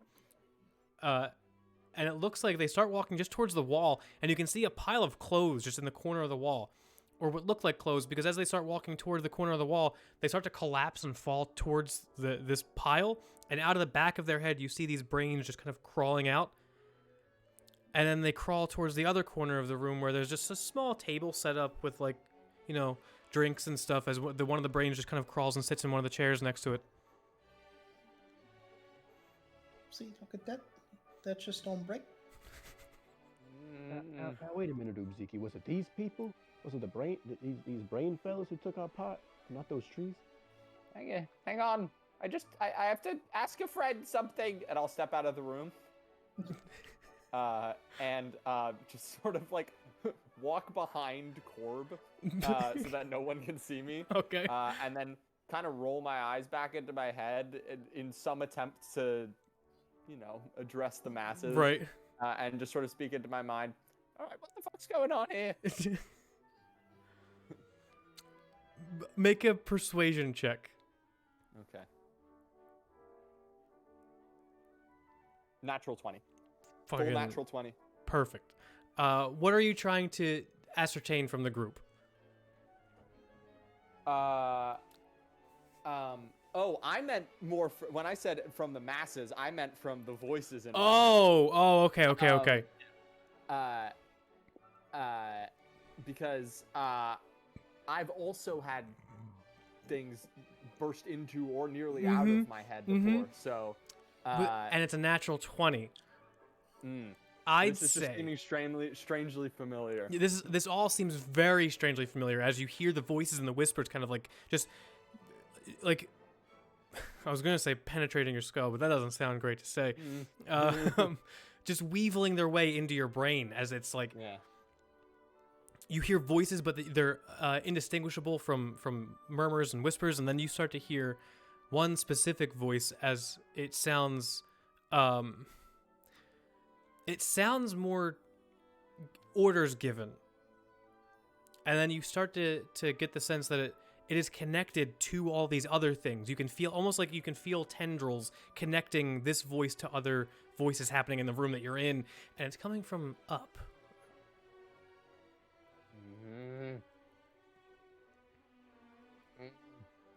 What's your friend say? Did you get that answer? Yeah, Ubziki will sort of like a little tentacle slips out of his turban, and he just like mashes it away and puts it back. He goes, "Not yet." And then I turn back to the group. I go, "Okay, I reached out with my great intellect, and it seems that whatever is controlling these beasts comes from up there." All And right. I point towards where we saw the tower. I guess I should go talk to him, mayor to mayor. That way we can try to see eye to eye. Understand that taking stuff from my town that I'm mayor of is not nice. Because they wouldn't like it if I took things from them. They have to burn down their forest after all. That's true. It's only fair. Though I might see, I like this big building. I might see if he'd be willing to trade. Maybe we give him like the wheel on the water wheel for the building. One condition. Yeah, I get the tower. that's fair. Okay. Corb, what do you think? Korbtown too? Be like, Well, there might be some Or even Corb Castle. more cats in this one. Might be, What did you say? Did you say cats? I said there might be even more in this place. Where? Look at the size of it. You Where can are fit a they? lot of cats in there. is it pronounced Katzel? It would be very hard for Cook to escape. Oh no. That's a good plan. What Oh happened? no, I don't know. Rick broke everything. There we go. We're back. Excuse me, other god. Please put me back on the screen. I clicked away from Discord for a second. Jesus. All right, So are we headed up these stairs then? I think that's a Do good we plan. know how we're getting up here? Well, I It's the still stairs. have a bit of a sense of it. Can I keep trying to sort of navigate us with the locate object? Or does it seem like we need to go through this room? It kind of seems like you need to go through the roof of this room because it's almost like exactly up. If we went back into the courtyard, could we scale this I mean, you could part of try. the building? And we Shall we don't see any climb it? stairs in here that lead up or anywhere. When you first came in, you did see stairs that looked like they went up to a second floor. Okay, wait. We've established in canon that Korb can carry 2 people on him. We did. Could he carry me as well? I'd say with a with a proper strength check, possibly. Okay. What's the plan? Well, I could cast Fly on you. Ooh. And we could just skip It wouldn't No be way the this could first go time. wrong. now, but there is the issue of you dropping us or every single one of the brains in the place sort of jumping towards us. What would we think of that? If I Well, just what do we picked you think of guys that? up and threw you. What if you just threw us? Yeah. Well, Morty's gonna walk over to one of these gnomes in here. And, Okay. He's gonna kind of tap him. Say, excuse me, I don't mean to interrupt your work, but on the way in here, me and some of my friends over here, Korb and you see him over there? The gnome that's at the table kind of like jerks around and looks at the direction Corb's in. Yeah, those over there. Now we saw a big old tower poking out of the top of this place, and we were coming in. We were wondering. I mean, this seems like a pretty big place. You have any idea how we get there? Oh, you want to go up to the big boy? Yeah. Oh, well, yeah. I mean, you can go up to the stairs over there. You can get up there kind of easily, but fucking good luck getting up to the top. As he just begins to keep slamming on things. Looks like there's a pocket watch on the table that he's slamming on. Okay, well, I'm kind of, and Morty's gonna try to time a grab in to snatch the pocket watch out from under his hammer. Okay, making a sleight of hand check. He's not so much worried about him seeing it as much as just trying to time it so he doesn't get his hand crushed. Yeah. Sleight of hand. What the hell is that? I do not think I have it. Well, at Oh, the I very do have a least, you tick. add half proficiency. That's a 19, yeah. Yeah, 19. As soon as this thing moves, as it's still looking over here towards Corbett, moves the pocket watch into the place to slam, and it raises the hammer, still kind of still turning around. But you don't care that you're being seen. You just kind of take it, and it slams down on the table, and looks over at you. Hey, what a dick! And he just pulls another thing closer to him and starts slamming that. Thank you, friend. That was perfect. I'll Yeah, just no, leave you it get your own pile, and I have mine. there. Oh, you're absolutely right. I apologize. Thank you. All right, so I'll head back up and say, yeah, I mean, he said up is up, but those stairs over there ought to take us there. Yes, then. I'll What if conserve my power for now. But just remember that once you go up, then up is down. Always remember that. I forgot it once. Fell out of bed. Wait, now, hang on. Walk me through that. All right. That makes sense to me. All right. I make this, and I just walk over and grab a stool next to one of the tables. So I'm on the ground right now, right? Yeah. All right. If I stand on that stool, then I'll be up, right? Yeah. All right. I stand on the stool. Now, I'm up, but that's down. So if I get off the stool, now it's down. Dear God. You sure there's no brain in there? Nope. So Made sure- whether you are- Ziggy just falls to his knees in front of East Call. I'm starting to get suspicious of you. I'm Pretty gonna sure go to it's the not. bathroom real quick. My girlfriend will play the game for me. She's gonna do a really good job. All right, I'll be right back. Perfect. Brilliant. Hi, I'm gonna Corb. play, baby. Hi, Korb. Say something. You're Corb now. I know. You Corb. I knew Corb. She doesn't want to. You have to do it. We're live streaming. What are you gonna Corb- do? Are you just gonna leave them without the character? Corb kind of goes a little more deadpan than usual, and then shakes back. You love goblins. You're gonna love this. Corb just has a moment. Yeah. Corb is sundoubting. Anyway, up the Hey, big stairs. fella, we're gonna be heading up these stairs here. You take your time, all right? All right. Well, All right, so we'll leave this room that we came into. I'm guess gonna take we'll this head with back. me. I might need it. It's important. And I take the stool. Okay. It's a little broken, a little wobbly, but you take it. You guys make your way up the frost-covered stairs. That splits into like it goes up to a landing and then splits again to another set of 2 stairs. But as you do, you notice that there are a small set of double doors. It's the only thing here. It's a hallway. It's a square hallway that looks down, and like the balcony looks down into the place you just were. And the small set of square doors looks very normal, except the hinges and the sides and every bit of gap that there would be is covered in frost and ice. It looks like there was a wall of snow on the other side that kind of tried to push itself out. And that's the only thing up here. Yeah. Okay. Well, I suppose we gotta get through here. That's a good point. And Iskald just knocks on the door. You actually hear on the other side, "Hello?" Hi, it's me. I'm Iskald. I'm the mayor. I brought my friends. Korb. That's what the town's named for, of Korbtown. And I brought our friend Uzi. He tells the future. And this is Woody. He plays music. That's why we're together. We adventure. And this time, we're trying to find the stuff that got taken. And I need to talk to your mayor. Mayor to mayor.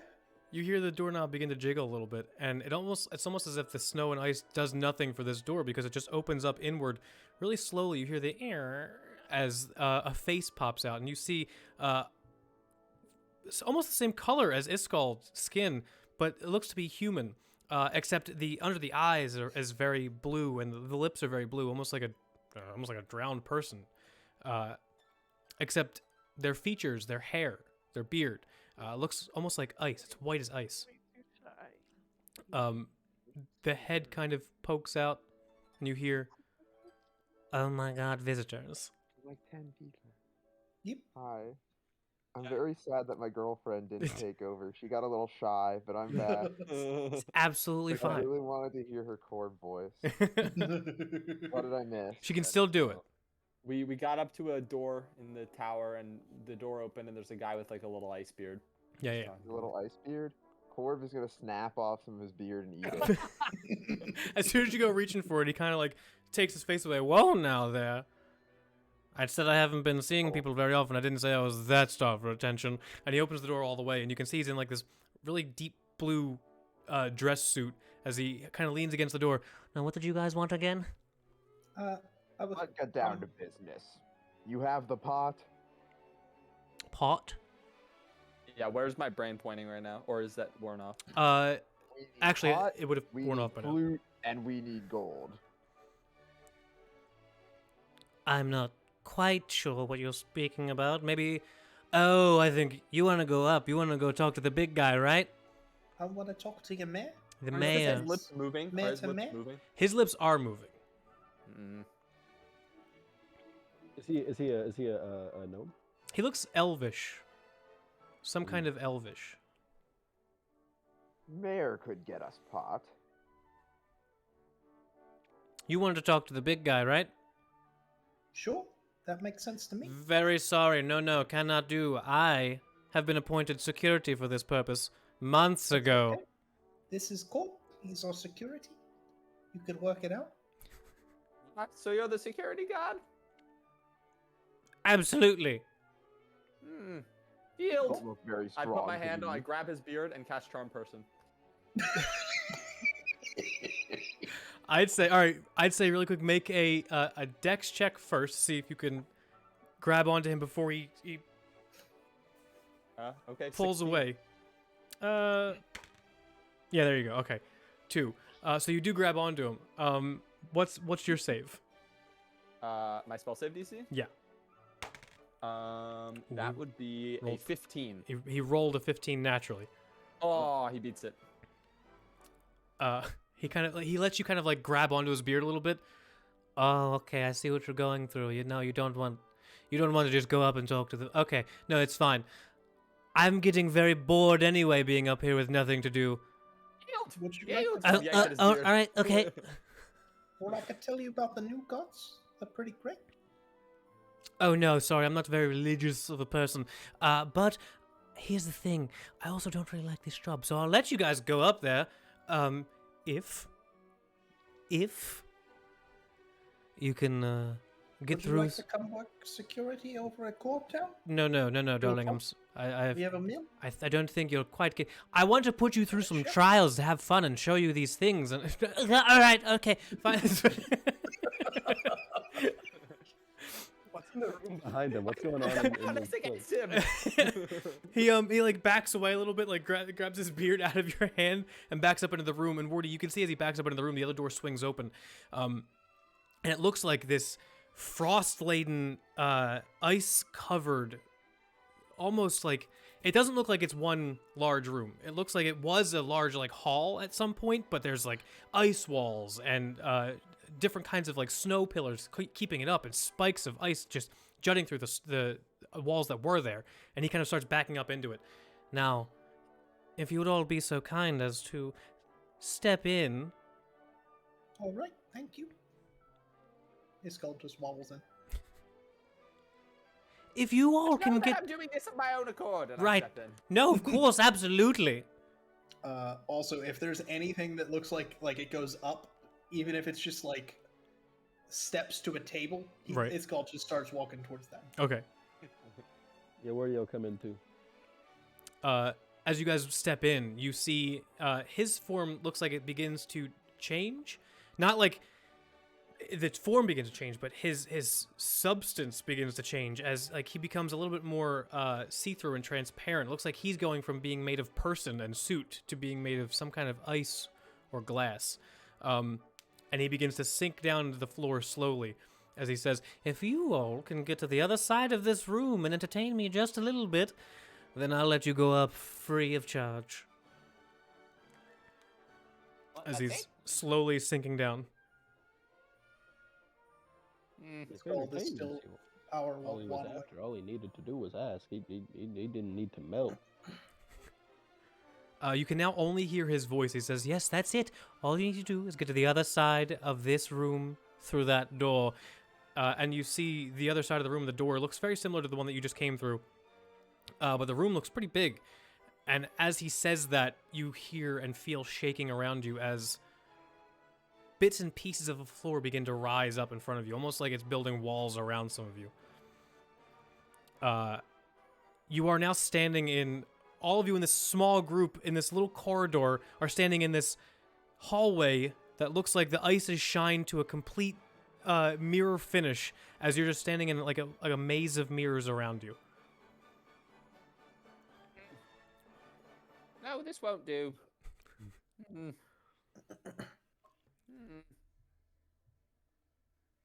No, Where these listen. goblins come from? There's If a it's lot of fun- us. If it's fun you want, I could give you some of that. I'm an entertainer. That's my whole thing. We don't need to be doing any of this. Oh, and what kind of entertainment do you do? You just hear echoing around. Well, Ikidam starts blasting all the versions of him, but because it's a ray of frost, he's just sort of adding to these Yeah, walls. It's just getting a little bit of a frost nipple out on all the walls. Fuck! oration, music. I suppose that's it. You have any requests? Oh, if you'd like to put some kind of soundtrack to your little challenge, then maybe yes, sure, absolutely, I wouldn't mind. All right. Well, I suppose something sort of ambient and in-terminal would suffice. And he'll take out his lute and just start going like pom pom pom pom chicka pom chicka, and he'll start walking he'll start walking down the hallway. I always forget who your character is based on until you start playing the music. You start It's a making combination aggressive of, noises at the other mirror corpse. You guys start making your way through this place. Goblins Excuse me, Mr. follow us. Policeman? Is all this magic? Or is this just like real ice? How'd you do all that? It looks like his reflection, but only his reflection appears next to you in one of the walls. It is magic. I am what you would call a magic man user. I'm not sure, but you might want to get through a little bit faster than this because it seems like you have visitors.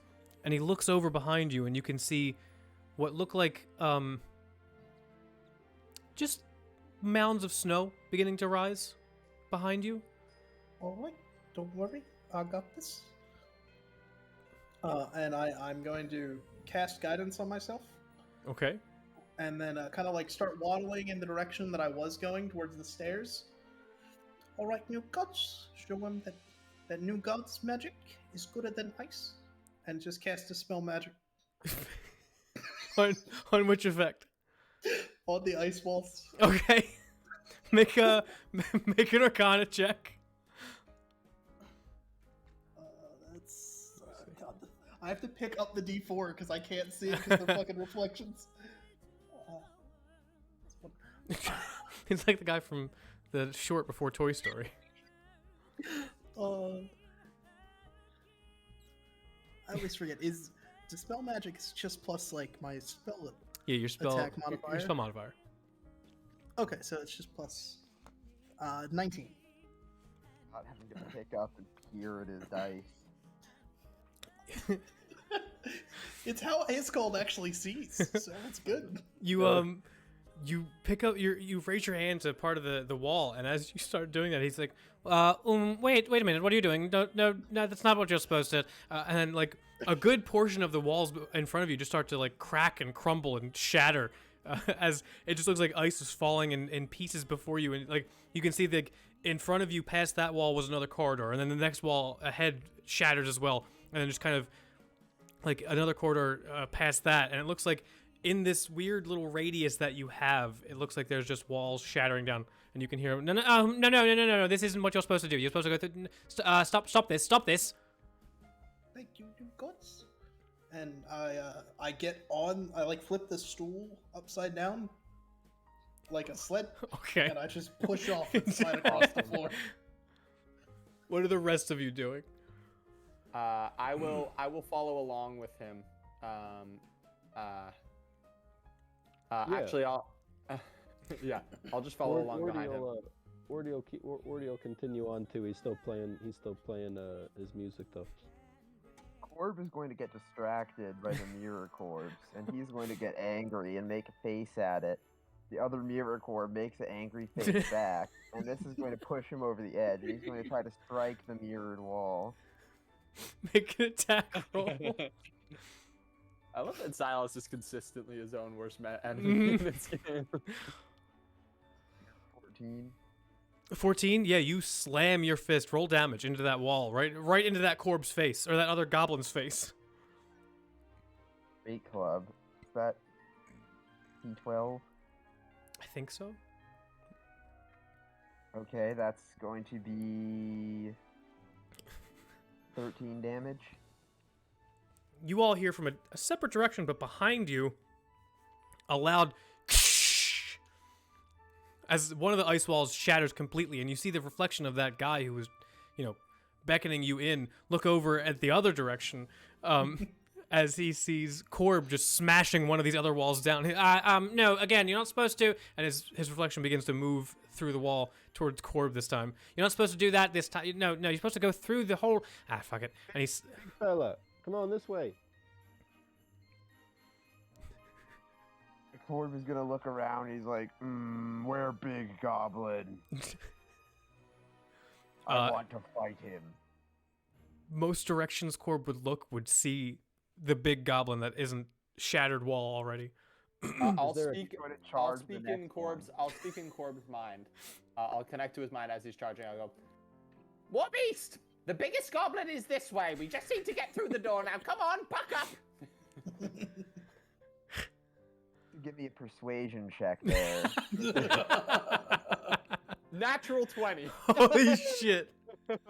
This is a great die today. Whenever we return to the game where that dice is for, it's gonna be terrible. So the total of that is a 24. for persuasion. 4. All right, well that'll definitely be enough. He's gonna be like, biggest goblin. I fight biggest goblin. Other goblins can't do nothing. And lift me up while you're at it. Put me on one of those broad shoulders. My legs grow tired. Thunder after them and just snatch up the little wizard and place him on his shoulders. I'll just ring my fingers together, please. Onwards, Corp! As you guys Big goblin. just power through the portions of walls that are being destroyed by either the spell magic or the meaty fists and club of Korb himself, I would say at this point, the dispel magic begins to wear off. But you are very far into the middle. You actually see the end of this little maze. You don't see the door that you're supposed to go through, but you see the end of this little maze of mirrors. You've gotten to the point where you're like out of this little maze here. It's just a small corridor away, and you can hear the guy who let you in. Shit, fuck. All right. Well, anyway, good job. Everybody has different ways of getting through things, and you've done exactly what I've wanted you to. You've fallen into the trap. As his reflection disappears from the wall, and you just hear his voice again. Now, What trap? That's the door right there. Onward, That's why Corp! Escal is our mayor. He sees adversity in our way, and he just takes it right down. Thank you, Mr. Mayor. Yes, I don't see trap. absolutely. Step through the doorway if you dare. Yeah, All hang right. on. Look, Sounds good. look, okay. Orb isn't scared of a Imano, door. He's gonna Nice walk beard. through. Oh, okay, here we go. Oh, yeah, Cool. you're on I top like of your him. initiative. Yeah, I'm on top of him, so what Corb's doing, I'm doing. This always happens. I always get really pleased that I finally got on Corb's shoulders, and then he just walks me into things, or covers me in shit. You walk. Well, Go ahead. I get to re-roll my initiative because my barbarian traits. So that's a 21. Just sprint through the door. So you just fucking book it. All of you can feel and hear the doot as he's just stepping on this ice. Actually, I'd say since you're running, make a dex save as you try to come to a stop at the end of the ice-covered floor. It's also a 21 again. Oh shit! The most disgusting thing you've ever seen is Korb kind of turns around and digs his toenails into the snow and ice, and comes to a complete stop just as you get to the end of the maze. Just leaves like 10 trails of dirt. Oh in the ice. You see before you as you walk out, it looks like it's another small section of this area that, like, you can see it. These walls around you didn't go up to the very top of the roof. It looks like you're in a party hall sized room, and you're kind of just navigating around it, and you're more towards the middle now than you were before. But you see, standing around you in a circle in this room are a bunch of snowmen, like classically built snowmen. All of them have top hats and scarves and carrots for noses and, coal for buttons and eyes and everything. And you hear the voice of the man come around again as he says, "Now, if you can find the one where I reside, then the next challenge will be even easier." As his voice gets a little bit quieter, almost sounds like it's muffled in snow. All right. Okay. Don't worry. I just say, hang on, Corb, hold me out. Do so. Detect thoughts. I just go, hang on a minute. I fucking love it. Let me see if he can. No. I can just read the surface thoughts immediately. Yeah, I know. He all of these people have some kind of shield. Oh, gotcha. But Okay. but no. But no, it does not work. You immediately, it's like there's like 12 snowmen around you. Uh-huh. And about the 9 o'clock one, you can feel an intense reverberation coming from Oh, it. he's not even done with his sentence, and I go, that one? Just as you say that, you see his face pop out of the snowman's face. Are you fucking shitting me? Nope. Show us the door. I have been here for months. I have no one comes in here to try and do anything. See them now.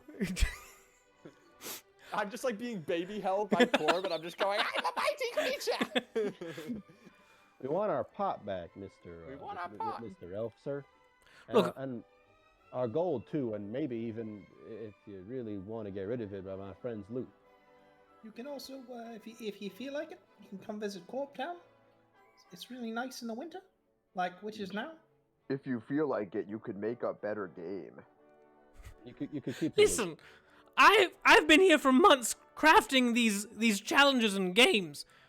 And you haven't even seen the best one yet. You haven't even seen the one that you're not even going to pass. I'll push into his deeper thoughts and try to see what the next game is. What's your save again? 15? 15, yeah. Oh shit. 14. He rolled an 11. He rolled an 11. Nah, I can just read it to you. You see standing before you 3 large snow archways, all looking like they lead to the same room. And he asks you a series of questions. It's like he's imagining himself doing this to you right now. He asks you a series of questions, and tells you that only one of the doors will lead you to the correct place. And the one door that you can see a little bit of an aura around is the far right one.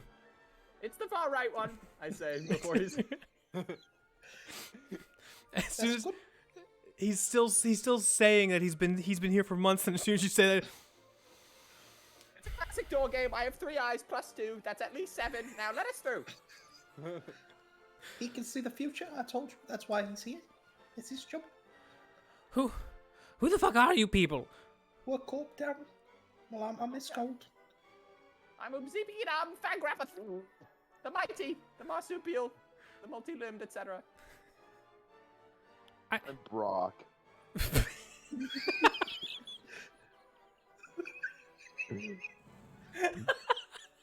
Wait, you new? Do you know Korb? Oh, no. I'm Cord. All right. Welcome back.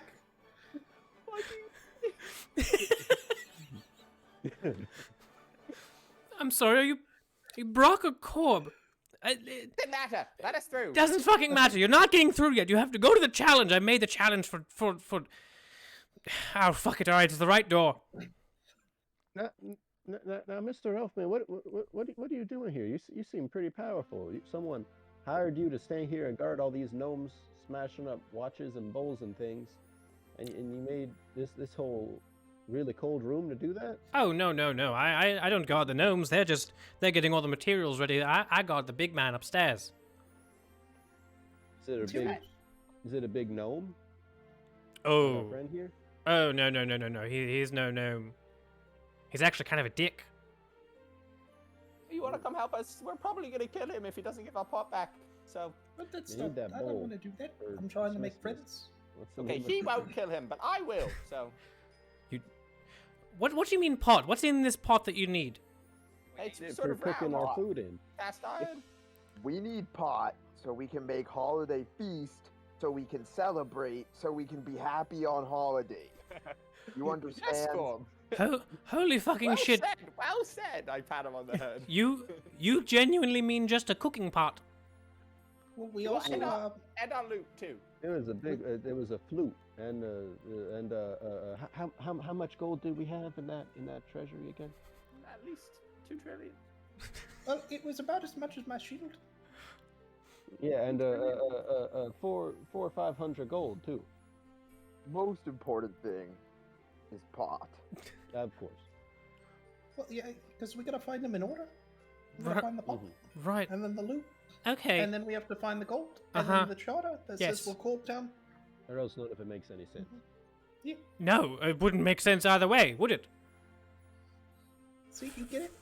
Fuck. I'm glad we've become so good at communicating with one another.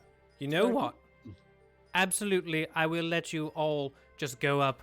I don't want anything to do with you motherfuckers anymore. Just, you know what? I don't work here anymore. I'm done. It's good. Hey, you know what? Good for you.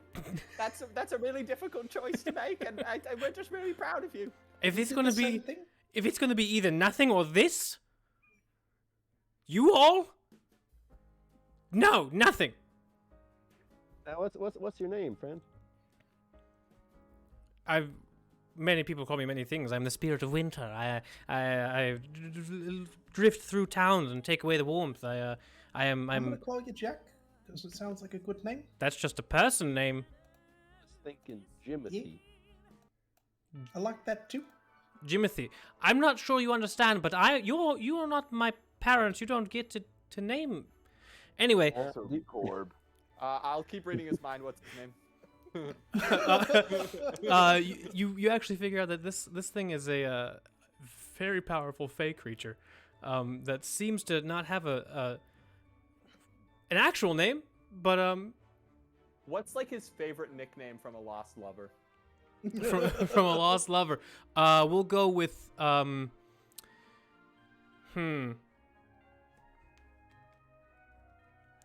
All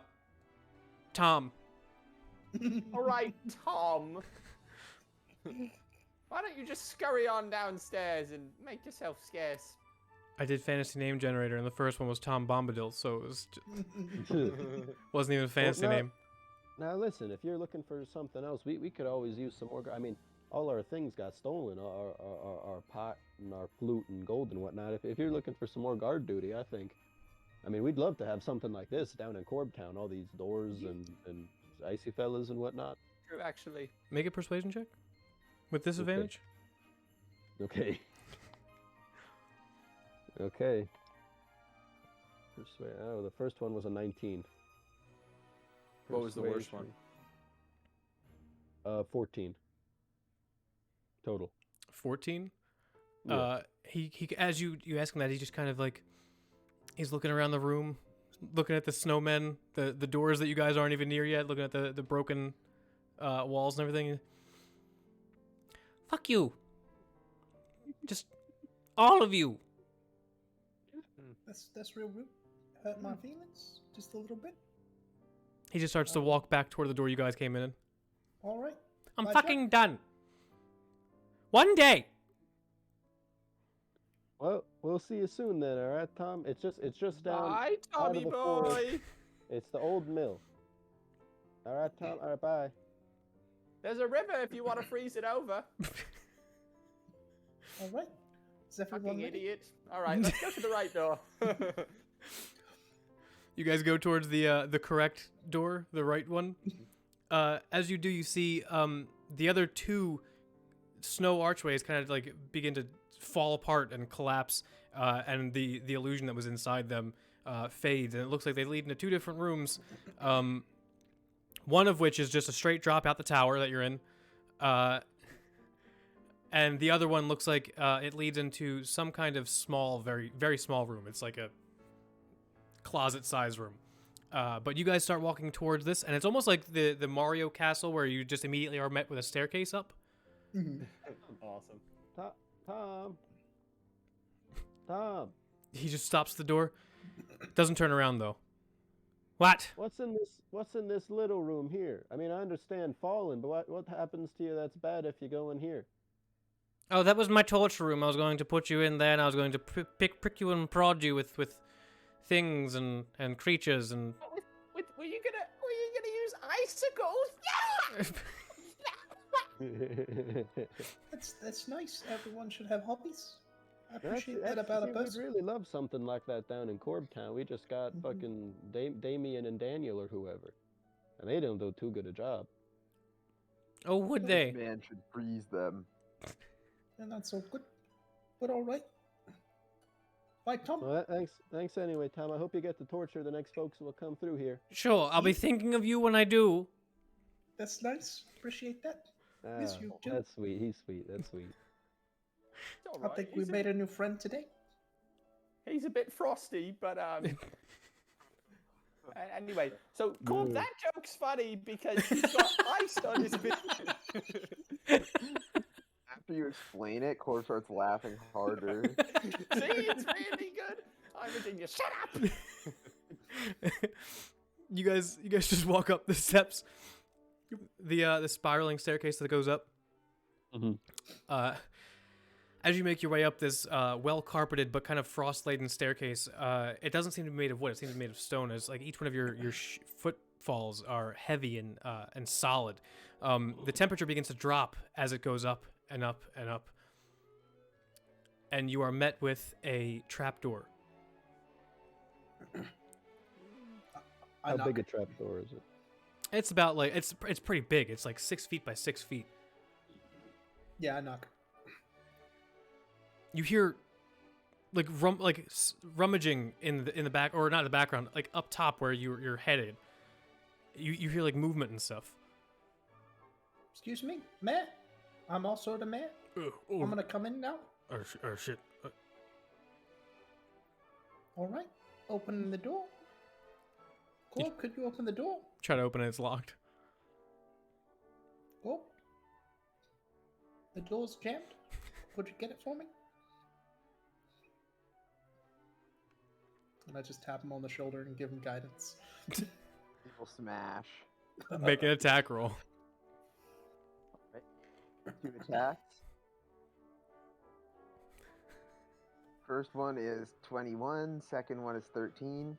Both- You get to add a d4 to whichever one you want. Oh yeah.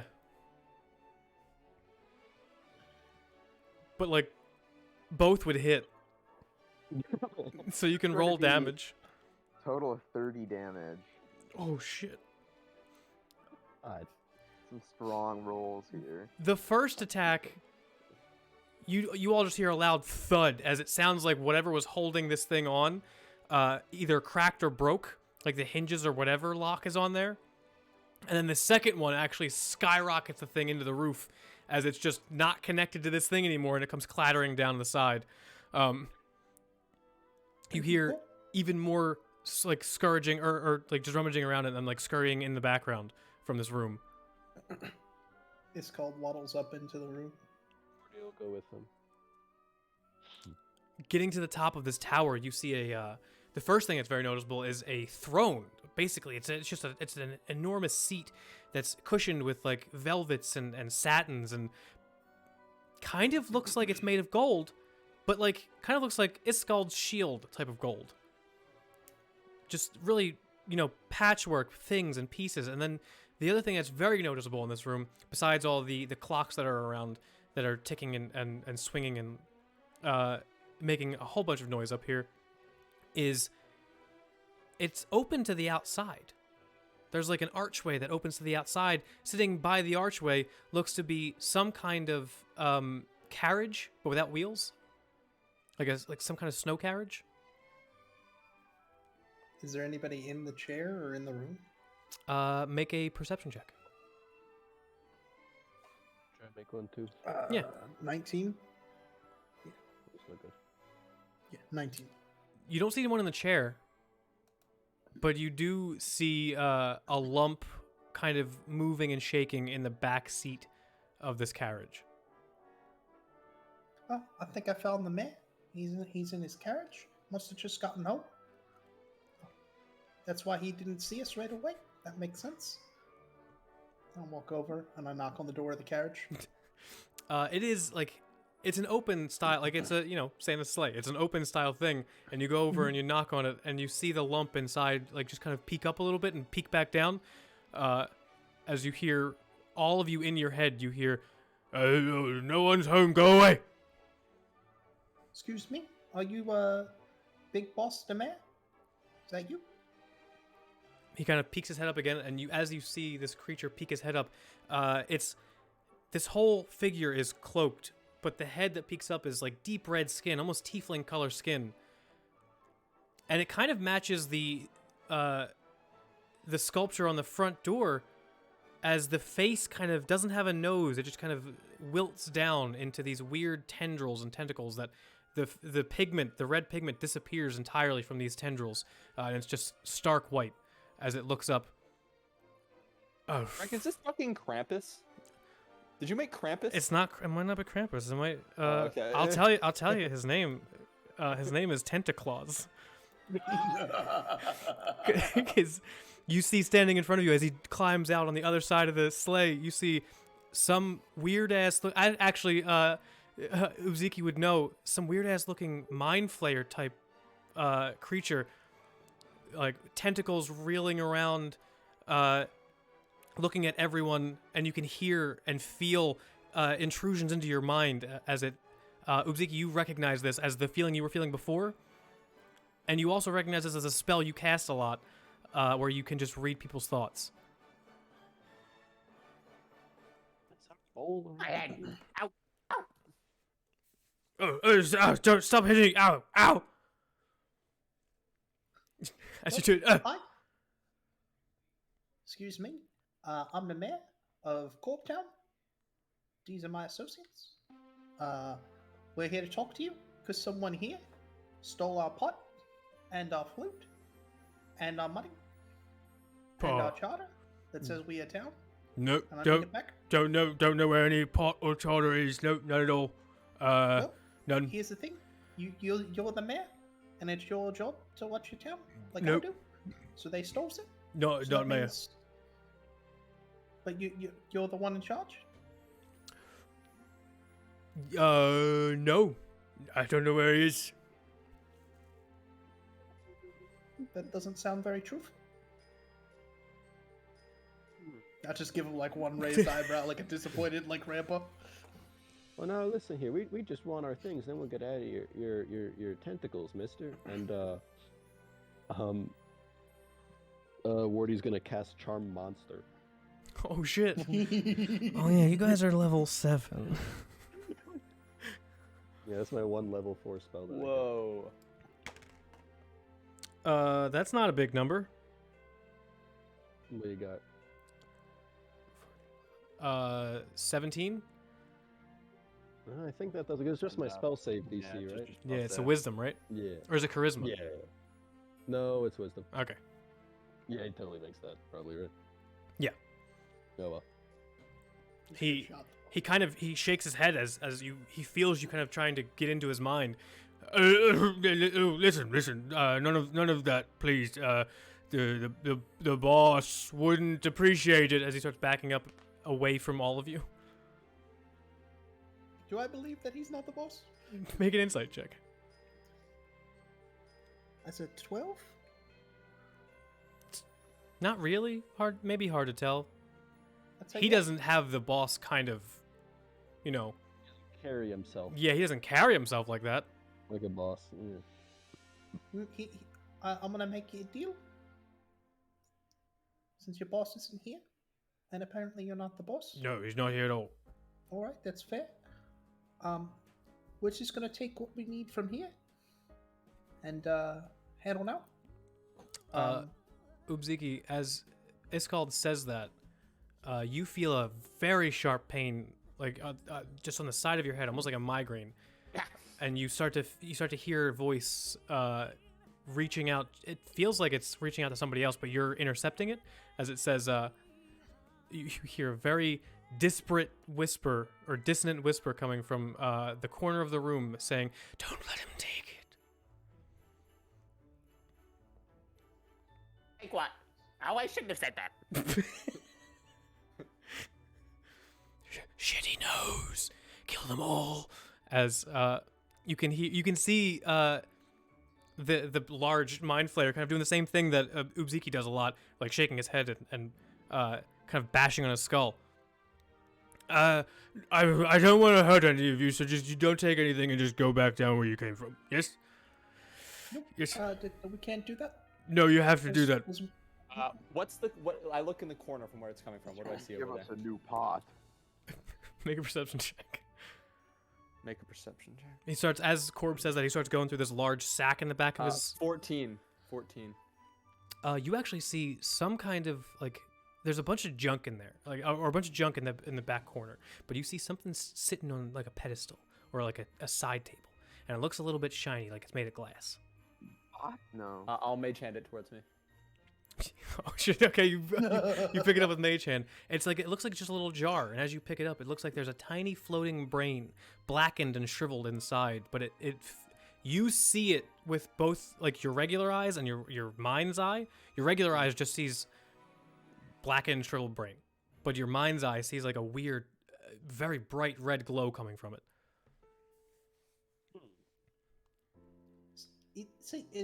That's the problem? They had a small brain the whole time? If you could That's why please they're put being evil? just put that down. I don't. And it looks like he's struggling a little bit to maintain Like himself. this? I flick it twice. As you do that, he shudders and starts grabbing his head like you do all the time. Could you do me a favor? Could you just throw that out the window? Oh, me? Yeah, they'll be better off. No, please don't. Ow. I really don't want you to Mage do. handing it over I- towards the window. I'd prefer you didn't if you did not. And he's like trying to get close, but it looks like he's trying to grab it, but he can't. I'd really prefer that You should give us our pot and our gold back, and also everything else that's in that sack. I don't have it. He's like going through the sack. I don't have any pots or gold or anything in here. I have boots. Would you like boots? Please just don't drop it. Boots will do. Keep taking our stuff. You can have all of it. Just don't drop it, please. Ubzik, you hear another. Put me down. Too many voices in my head today. Oops, and I drop it. Out the window. Yeah. There's. Well, do you know what any of these people are doing? What did I do? There's a moment of silence as it just drops, and you see the face of this mind flayer, and then the mind flayer kind of like goes limp a little bit, and you hear a shatter, and the mind flayer's eyes and head crack back up, and you can see its eyes are a different color this time. The tentacles are like floundering back and forth, and you hear both his voice, which I should have gotten something to do this with, but you hear both his voice and the voice that was in the jar saying, "I'm free." Everybody roll initiative. Oh shit! It's not what I expected to happen there. I know, right? Look, they're free now. The brain broke, and now they can do what they want. I got a 21. Oh, I can do this thing now since I'm on the computer. Ugh, it's so bright. All right, so 25 to 20. Corb was 21. 21? Mm-hmm. 20 to 15. Oh no, you guys. This is gonna be a fun mind flayer. Guys, 15 to I'm 10. dropping that. To be fair, Scott made me do it. It's true. True, actually. To be 15, fair, it was the voices in my head. 15 to 10. Okay, 10 to 5. 7. Scott, what did you get? I'm a cleric, so I go last. I got a 3. Okay. Oh my god. This time I typed out Ubziki's full first name. Oh, Bzuki down 5 grappa. Yeah, no, the full first name. Oh. Okay. And you know what I'm gonna do just for this? Because You should just turn on, what's the one that's like... Oh, the bells, just a constant, the bells? I don't know if that's... I don't want it to Is that get DMCA? muted. Yeah, I don't know if that's DMCA. Probably I know this not. stuff- It probably is. Oh wait, I can't do this either. I forgot this isn't allowed. Shit, this is allowed though. Cool, it's peaceful. Oh, anyway. Fuck it, right? It's a one shot. Who gives a shit? Corb, you're first. Mile. Okay. Corb smash. Corb's gonna put on the boots. As your action. You Why guys, is everyone laughing? I put on the boots. you guys watch Corb shove his feet into these kind of like human-sized boots, but still don't really fit Corb, as he just kind of sits down and puts them on. no concept of how big Korb actually is. Yeah. Corbin. Like, Corbin's all size. like I'm sure he's massive compared to us, but he might be like 5 feet tall. Yeah, right? I do. That's your turn? That's your turn. No. Okay.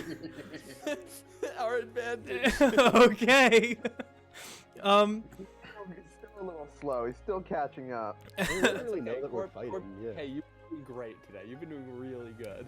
I have been rolling pretty hot. All of you need to make intelligence saving throws as That's good. as this thing. Now, Is this a charm or a frighten? I don't think it's a charm or a frighten. It's an attack. Gotcha. Yeah, it is just an attack. Okay. Of course, I could be wrong. Good. Nobody fucking come at me. Intelligence save? Yes. Intelligence. 19. Okay. 12. Okay. 3. 3? 3. Get Korb, fucking actually- tummy wiped. Corby, you don't have to make this save. You guys feel an intense migraine. Iskald. Mhm. Let's see. Oh, geez, I didn't know it was that much.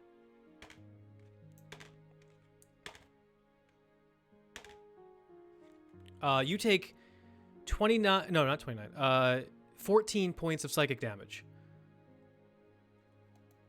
The other two take 29 points of psychic damage. So it's actually half for me because as an aberrant mind sorcerer, I'm resistant to psychic damage. Fucking perfect. So 14 points Yeah. of psychic damage. As you feel yourselves being like almost put to sleep with pain. Oh, come on, I get enough of this already. Ubzikidam and I keep wanting to say Woody Guthrie, but it's not fucking Woody Guthrie. Wardy Guthrie. Yeah, Actually, it's Wardy. Guthrie. Wardy. It's Wardy Guthrie. You are Totally different. you are stunned for 1 minute. Is it my? You didn't make the save, so I'm gonna say no. But so I'm stunned. I'm stunned. Yeah. Fuck. You can make the save at the end of every turn though, so you're good. Gotcha. Alright. But that is its turn. Wardy, you're up. Okay, let me try and make the save. Good luck. That is a 6. You I are don't think still I can- stunned. You're kind of frozen in this solid ice state as it's like you Seems see kinda those We veins. was kind of chilling talking to this guy before all this started. Kind of. But you see those familiar red veins that were around the tree start pulsing in your own heads.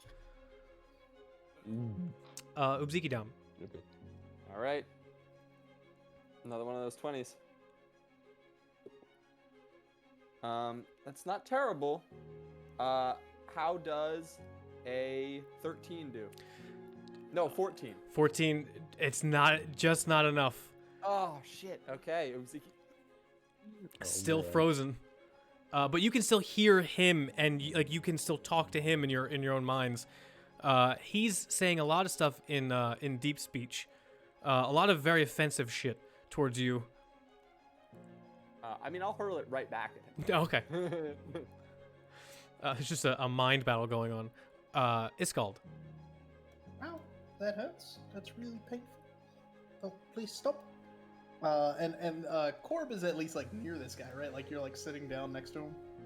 Took out wherever he took out the boots. That's where I am right Yeah. now. Yeah. So Iskald just walks over and is like, please stop, and just tries to use inflict wounds at second level. Oh God. It was so close to a 20. It's a natural 19. Oh no. So that's still a bunch of. I bet we all got offset. What happened? You broke everything, right? It stopped sharing my screen. Nope. I'll fix this. Yeah, the total to hit is like a 25? 25. Okay. I will fix this. Hold on. Please. Oh God. Momentarily, I will. Hold on. Okay. It's really funny on the stream because while we're all screwed, Korb is still rocking. There we You can go. look. You can look. We're back. Yeah, We're back Corb with was it. still there. 25 to hit. Yep. That hits. That's gonna be a total of 21 necrotic damage. I just gotta make sure you got. Okay, there we go. Jesus, 21. Yeah. You can see the parts of him that you actually reach forward and touch start to shrivel, and the red veins begin to That hurt? like twist and writhe as it begins to dry up and crack. I'm trying to do like 4 different things at once here. Yeah, take a second. Take a second. But all right, there we go. Okay. How much damage again? 21. Okay, 21. Is that your turn? Yeah, I don't really have bonus actions. Perfect. So I'm just like, please, no more fighting. That's rude. Alright, Corb. It is. Yeah, Corpse turn. Okay. I'm gonna turn towards the red fleshy mass, It's just and I'm realizing that the undulating. fight is going on, and I'm like, oh. And he starts acting like he's ready the whole time. He's going to raise his mallet and deliver 2 overhand strikes. Wait, Once remember again, to rage. He's not raging yet. He's not He's very not there. enraged. He's got to get there. Yeah. He's He perturbed. just realized we're supposed to be fighting, and he doesn't really get why. Hey, So fair. he just does give 2 half-hearted strikes with his mallet while looking around. So More- first attack, More like an, oh, this is what we're fighting now? yeah, that'll be a 16. I think that hits. Let me make sure.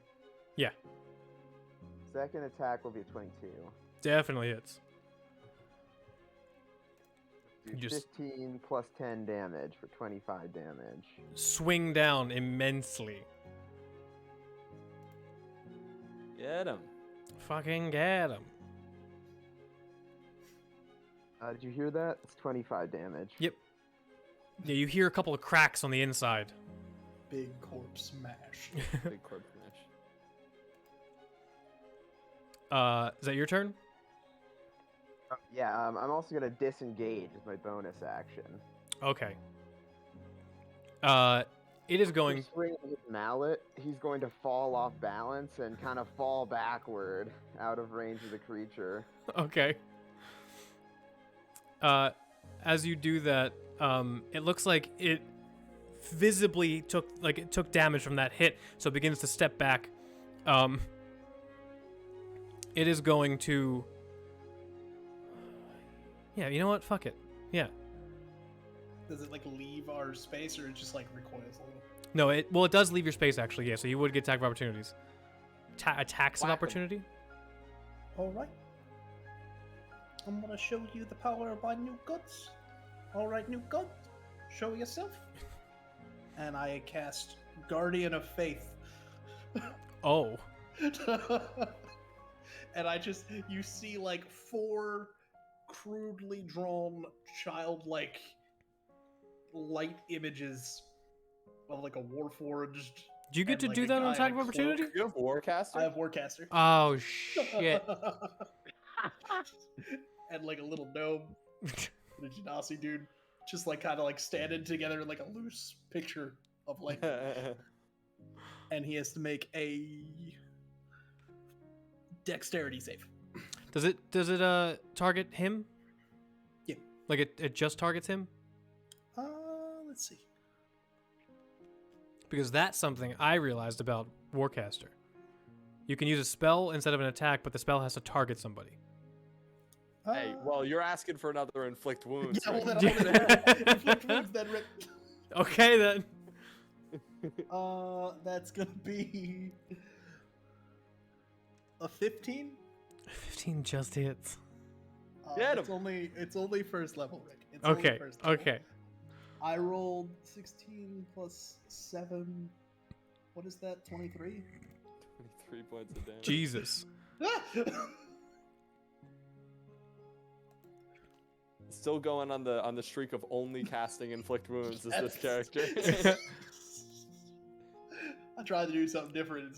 It wasn't in the Not cards. allowed. Not in the playbook. Next turn, gonna hit him with a 4th level inflict wounds. Jesus. Okay, there you go. He begins to wither and rot as he steps away. But he does manage to, it look like he makes some kind of hand signs, and as he does, you just see a little bit of a shimmer in front of him, and then nothing. And that's his turn. Wardy. Damn. It looks like he's just standing Okay. there, about 10 feet away from all of you. It's my turn to roll to try to break it, right? Yep. Okay. That is an 18. 18, you successfully get out of his hold. Thank Okay. God. That's at the end of the turn, right? Yeah. All right, so that's a decent game too. So Ubziki, you see Wardy Alright. break free of this spell that he was under. Let's see what I can do. Nice. 18. Yeah, same. You see Wardy get free, and then you immediately feel that sense of like you have your body back. Awesome. Iskald.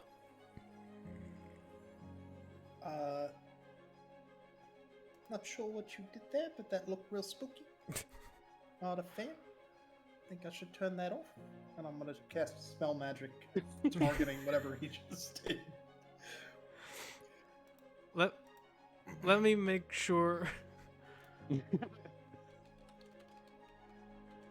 just want to just search something real quick.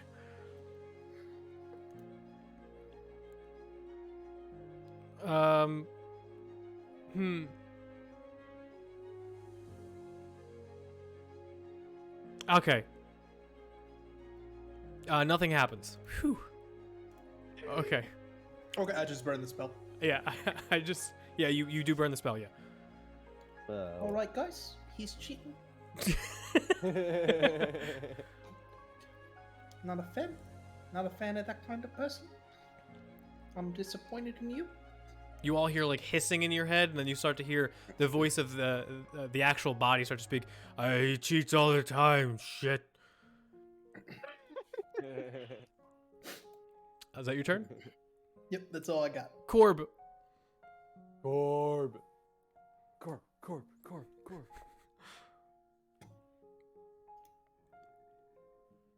Okay, so his turn, and then it's his turn. Come on, Mr. Mascot. Let me take a look at this art again. Oh, sorry, I was muted. I think now he's beginning to get a bit mad. I think now is the right time for him to fly into a rage. He's gonna charge the disgusting mass, even more disgusting than him, and just make 2 attacks. Swing. Okay, natural 1 Oh. and a 17. As you approach, the natural 1 actually gives you a heads up of what's going on. You slam into some kind of force field in front of him. And then you know, Korb, confused, slam again. It seems to just be maintaining that kind of wall of something in front of him. Force field. Yeah. That's my other attack. Alright, that'll deal 13 damage. No, Okay. Siles, I don't think either hit. Oh, really? Oh, okay. It's not a environmental effect. I'd say Okay. probably Ubziki Dam could make an Arcana check. Ubziki Dam and probably Iskald. I am an arcane cleric. Yeah. 23. 15. Both of you know that this is probably a spell called Wall of Force. Oh. Whatever this thing Like is has a lot of jumping over magic. Could you what? it? Can I try to You heard jump him. over He it? said he wants to jump over it. I did hear apparently. You could try. You could absolutely try. Where there's a will, there is a way. But not if you roll a 6. No, you try and jump over, but the other side, the image of the other side is just Korb pressed up against this wall, and then slowly squeaking and sliding down as he tries to jump, but makes contact. Even more enraged. You know what? I'm gonna go back to this. This is good battle music. He's a powerful caster. Yeah, just like generic battle music would be fine.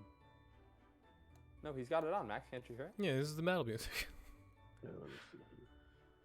Is that your turn, Korb? Yeah, that's all I can do. Okay. Oh yeah, mine is paused.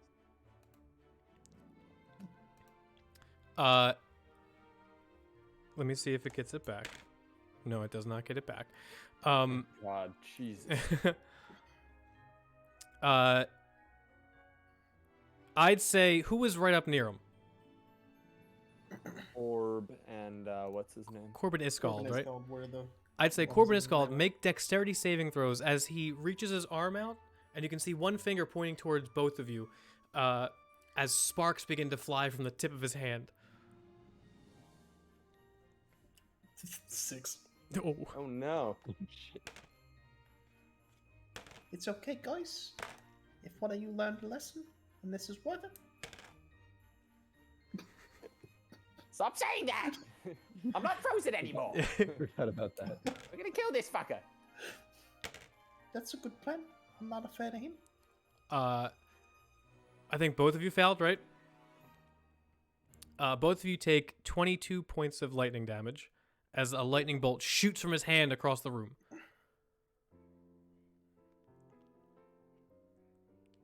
There we go. I am in much pain. Everything hurts. Not a fan. Wardy. Yeah. Your turn. My turn. Okay, so 1 second. Let me see if this is a bonus action. Actually, You can hear the hissing and the gurgling of whatever was in that jar now in the mind of this thing.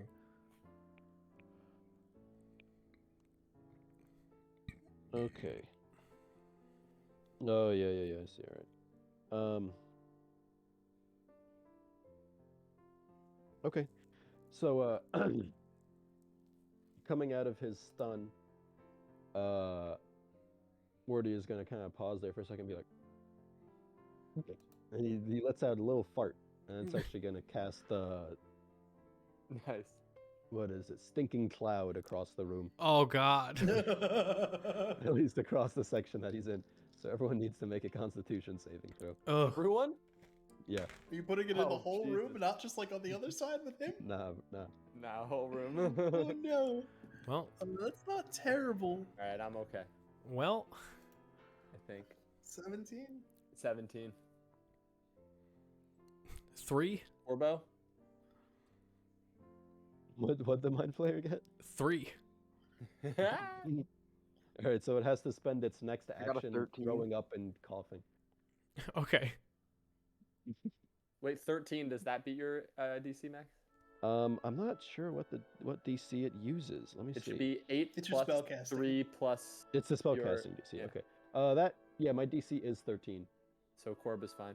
Yeah. So are we all good? Yeah. Okay. We're used to that smell. Come on, we live with Corb. Yeah, It's just Corb scent. It's essence of Corb. Sense of Corb. Okay. So For men and goblins. We should sell that. That should be our town's next hustle. Oh. all right. So he sort of wakes himself. He sort of wakes himself up with that one. So he kind of snaps to afterwards. He goes, all right, come on now, Corb. And he's gonna take out his lute and start playing. And he's gonna give Corb a D8 of bardic inspiration. Okay. And he's gonna start walking towards the fight. The music makes me even angrier. Oh. Yeah, he's just playing random notes just to freak him out. No, also, yeah, okay, yeah. That's it. Ubziki Dam.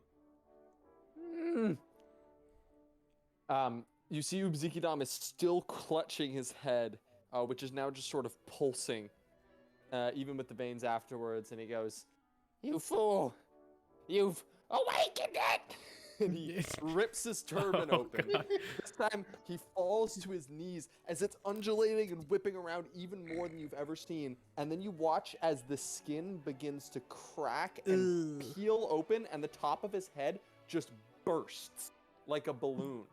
And spilling out of it is this three-tentacled, three-eyed beast that just comes tumbling onto the ground. Oh God. It's covered in this like gray mucus across its body. All three of its eyes are glowing a dull blue. It's there's sort of just this like purple light dancing around it, and all of you hear this low kind of in your mind as it comes out. I'm gonna cast Summon Aberration, and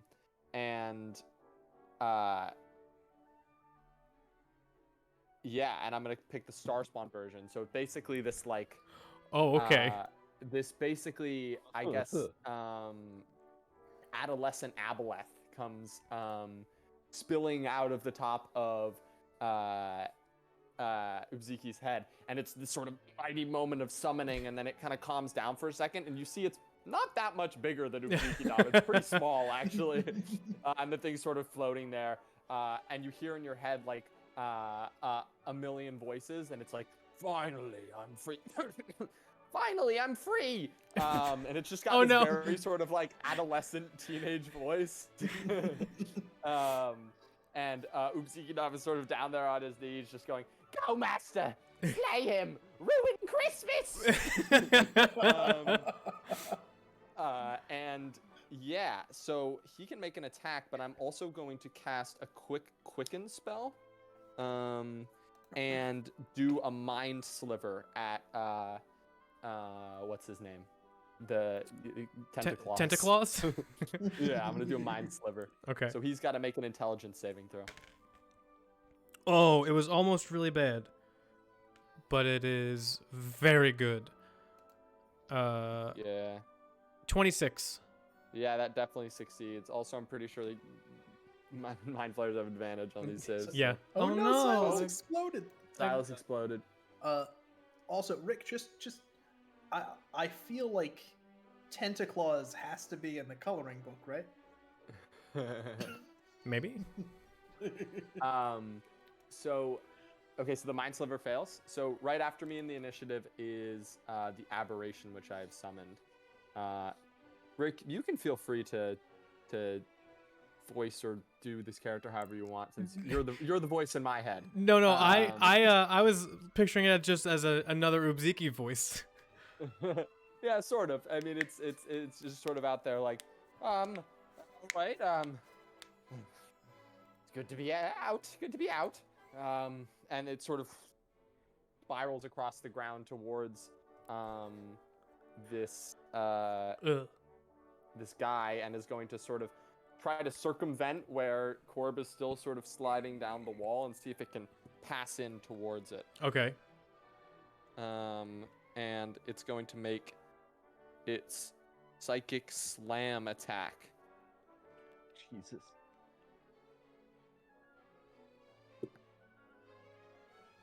Okay.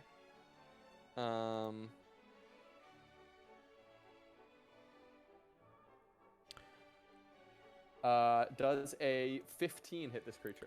Is it a physical attack?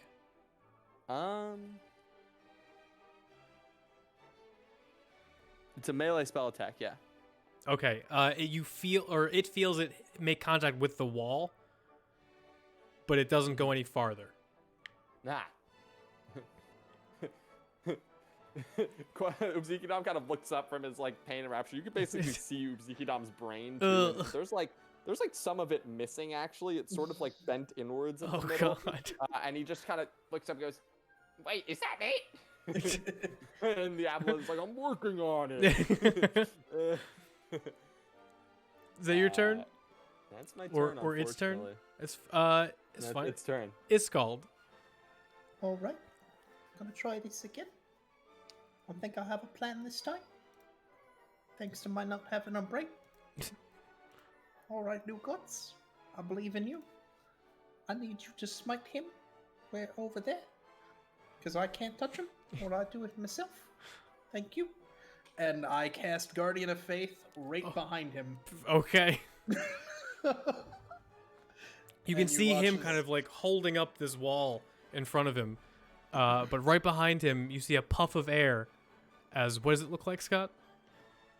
It looks like just like a glowing, amorphous, like vaguely humanoid construct that kind of keeps shifting in size and shape between like a Warforged person, like a little genasi dude, small like like halfling girl, like gnomish Okay. girl. Like it keeps like shifting between the forms of the new gods. Okay. And how does the spell work again? Any creature. I don't know. 3 of us are let's DMs see. here. 4 of us are DMs here. It's Talking about Guardian of Faith? Or Yeah, I Guardian? always forget like what triggers it. Any creature hostile to you that moves to a space within 10 feet of the guardian. Oh, so just because it's there. So it's like once a round it can do this. So Yeah. it's within 10 feet of it. It has to Gotta make make the a saving throw. dexterity save. so at the beginning of his turn, he's gonna have to either take damage or get the fuck out of there. It's just I think it's Oh shit. if they're within the 10 feet. So Yeah. he's gonna do it at least once this round. Is that your turn? Yep. Korb, you couldn't get up that wall. You do have a D8 Bardic Inspiration, though. You do. Also, Can I if still it's feel that used- wall in front of me? You can't see the wall, but you can feel it. Can I try to run around the wall? I'd say, you know what? I'd say Korb can make an intelligence check for that. Ooh. Big brain core blaze. Nat 20? Holy fucking Biggest shit. brain core. Holy shit. That's incredible. Korb, something about this. His inner genius. Something about this. Yes, the diameter of this wall. The numbers, the things are just flowing past your brain. You are pretty sure he has your pot, and you need to get to him. So you kind of just start shimmying past the wall, and you can see, or you can feel on like as you're getting farther and farther from this one side, you can feel an edge, and it kind of turns, and he's right there, not All even. the mathematical equations are Yeah. flying past his head. He's like 15 feet away from you, not even. Cord, figure out your wall trick. It club time. the face on this thing, it looks like it just immense horror as it sees you round the wall. Charge.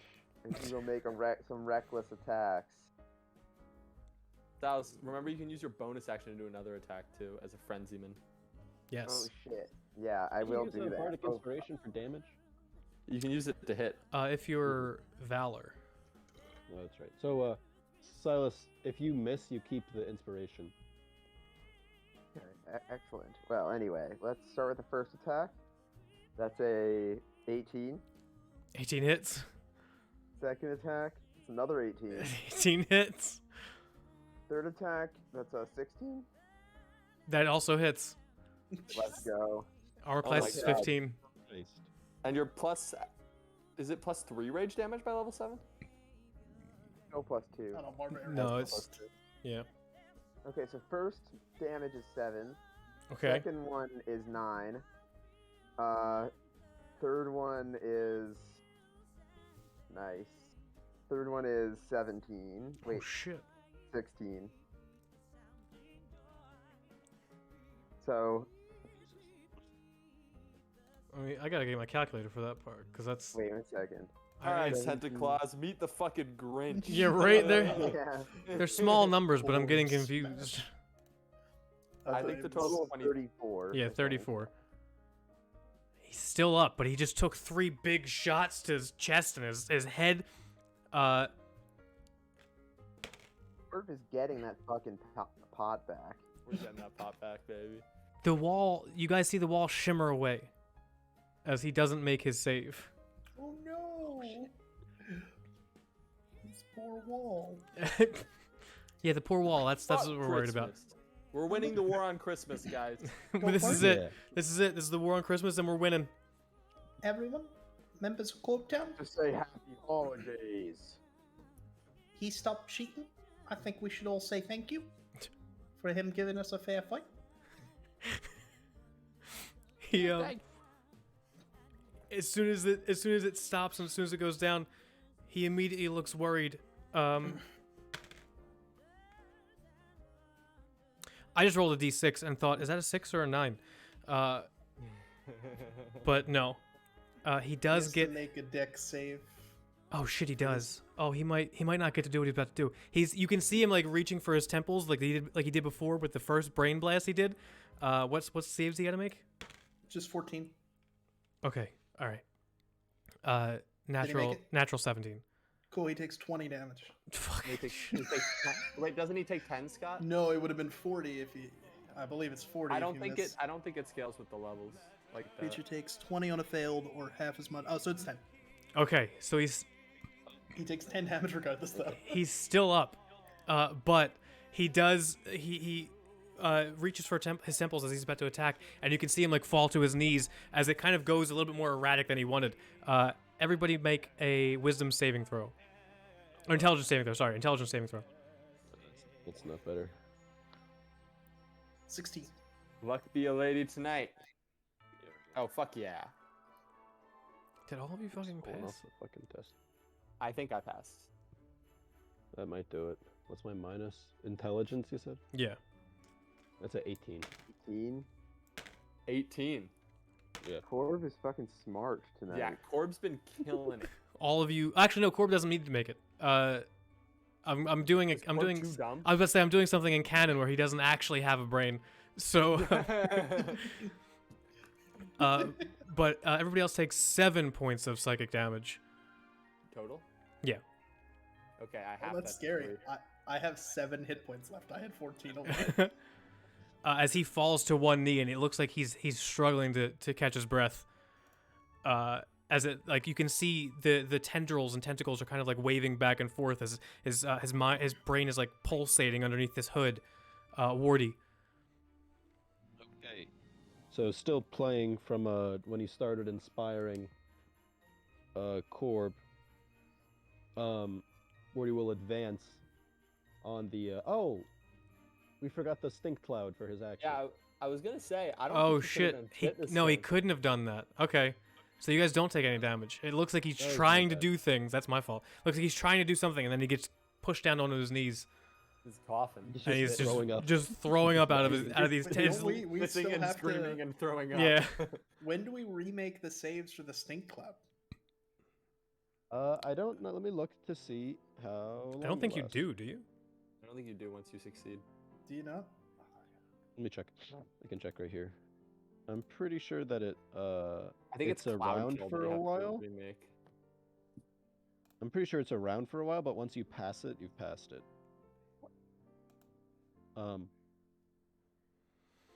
Yeah, I think you're right. Yeah. Weird. Yep. Oh no! It says each creature that's completely within the cloud at the start Oh, of its yeah. turn. That is As long as you're in the devastating. stinky cloud, you gotta keep doing it. Yeah. I mean, we're in an open area, and it says that any type of wind disperses it. Yeah. Is there any wintry So wind? maybe Technically, but it's not strong enough to push it out of the building. okay. Hmm. All right, so the fart's still going then. Yeah. Just wafting further in. Max, Yeah, is it on you too? Yeah, it's on me too. Then you gotta make the I gotta save. take it at the beginning of my turn. Yeah. Okay, that's fine. I just passed. But yeah, so Warrior will walk up to this guy and say, "You know, Mister," he's gonna take out the rib that he used earlier.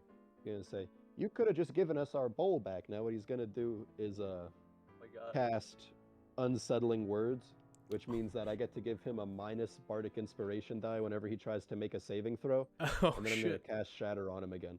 Fucking shit. Just jamming the whammy bar in there and wiggling it around. Wah, wah, wah, wah, wah. Yeah, but I'll put it at a bit of a distance from him so it doesn't hit Korb too. What was the save he has to make? I believe it's Con. It's For Shatter? okay, then he's not gonna make it. Okay. Rick, are I'll you, roll the- are you I'll roll rolling the with D8 advantage just for fun. because they have magical resistance? I think. Oh yeah, they do, but it's it No? wa- it needed to be a completely different roll. Whatever it is -2 anyway. Okay. Oh, true. Yeah. All right, so it's straight damage. Yes. Oh my God, you're gonna Okay. explode Santa Claus. We'll see. No, Tentaclaws. That Sorry. is 15 damage. 15 damage. Yeah, how do you want to do this? Yeah. Oh. Oh no. Jesus. Yeah. Christmas is over. Fuck Christmas. So Wardy, still strumming with just his fingers on the fretboard, walks up and says, "You know, mister, you could have just given us our bowl back." Jams the rib into the little port in the side of the mango, in the side of the coconut. Goes, and a sonic wave just emanates from the middle of the room, clearing out the fart and blasting him back against the wall. He's still in one piece, but he hits the wall and kind of like flattens all the bones in his body. He kind of turns into a bit of a pancake. And then as it ends, he kind of comes into being 3D again and flops to the bottom of the chamber. As the body flops to the bottom of the chamber, no more movement really from this body, except the back of the skull you can see kind of undulating and pulsing. And then you see it split down the middle, and that tiny shriveled brain that you all saw in the jar before, the little bits and pieces of the spinal cord start to like crawl out a little bit, as it looks like it's beginning to try and brain? crawl out of the skull. Or brain. You gods? Could you Hey, get the other back? I'm gonna use 4 sorcery points to use a spell slot to make another 4th level or cast another 4th level spell without any verbal, somatic, or material component. And I'm just gonna cast Rowlathim's Psychic Lance at it. So it's gotta make an intelligence save. Oh, it's not gonna. No, it has no. But it's Okay, it's gonna take Does it take 76 psychic damage. My God. No, You this. guys. What the fuck? It's more of a. This thing was already dead, so it's like. Yeah, it's pitifully crawling away, and yeah. then you see Ubziki just like his brain exposed, just go. And You there's, like, guys- a huge, just purple. You can actually see the energy this time. It's not just like he's doing something weird with his brain. The purple energy stabs into the ground into this thing, and it stops moving entirely. Just like still there, just like blasting the lasers. Well, that. Well, you gods, you didn't have to kill it anyway. Good job, team. Out of all of you. Oh my God, the music's so funny. Ubziki, I see you got a brain in there yourself. Are you? Is that thing all right in there? No, it's all right. And I turn to look at the aboleth, and the sort of baby aboleth, seeing everyone's eyes on it, just goes, "I'm embarrassed about my new muscles." And he runs back over to me, hops onto Uzuki-Nam's head, and just starts folding the skin over. And you just watch it all back into his tall skull, and Ubziki-Nam just goes, Well, that's nice. It's like you always got a friend with you. Why are you all Never looking at alone. me? How'd that get in there in the first place? If I'm What not getting where? Well, I suppose it's none of my business. It seems like you might just need some solidarity from time to time, friend. I'm gonna pat his shoulder and give him a healing word at level 2 "Thank you." to try to put his brain back together a little bit. Well, So that's 4. That's 7. That's 10 points back. Thank you. You guys can see outside the window. It looks like the trees that were wilting and kind of bending as the red, veiny, spiraling tendrils were climbing up them begin to. The trees don't go back to normal, but the veins kind of begin to dissipate, and everything around you begins to no longer smells like the fresh baked cookies, and you can't really hear the music anymore. It seems like the place that you just witnessed is kind of going back to a little bit of normalcy. The snow begins to stop. Well, Wardy's gonna go over and look at the creature they just killed. How big is it? It is How much like mass does it have to it? like person size, like a hefty person size. Mm-hmm. Okay. Well, he's gonna say, "All right, now, fellas, we could eat him now, but I'm I'm I'm thinking thinking it's Hispanic big, calamari. actually. I What, do what was enjoy that? tentacle. I like a good I was tentacle. thinking, if we find the pot and the other things we could bring him back and he could be our holiday feast. Yep. So If that's a prepared thing. properly, I think this could be That's a something good really point. special. I agree. Like a I- seafood gumbo. Music, I don't man, I know have a if good either of those idea. work. That sounds really good. All right, here. Let's load him into the sleigh, and then Corb, why don't you just go ahead and grab those front 2 straps at the front there? Well, so here's the thing. I had a bit of an idea. I was a bit joking about it earlier. But, I mean, we kind of just... We beat their mayor in a fight. Mm. So, I mean, why can't we have a castle? And I mean, I kind of like the Ooh. watermill, but I do too, but maybe now we're like Corp City. And now, like, we own everything from here to the mill.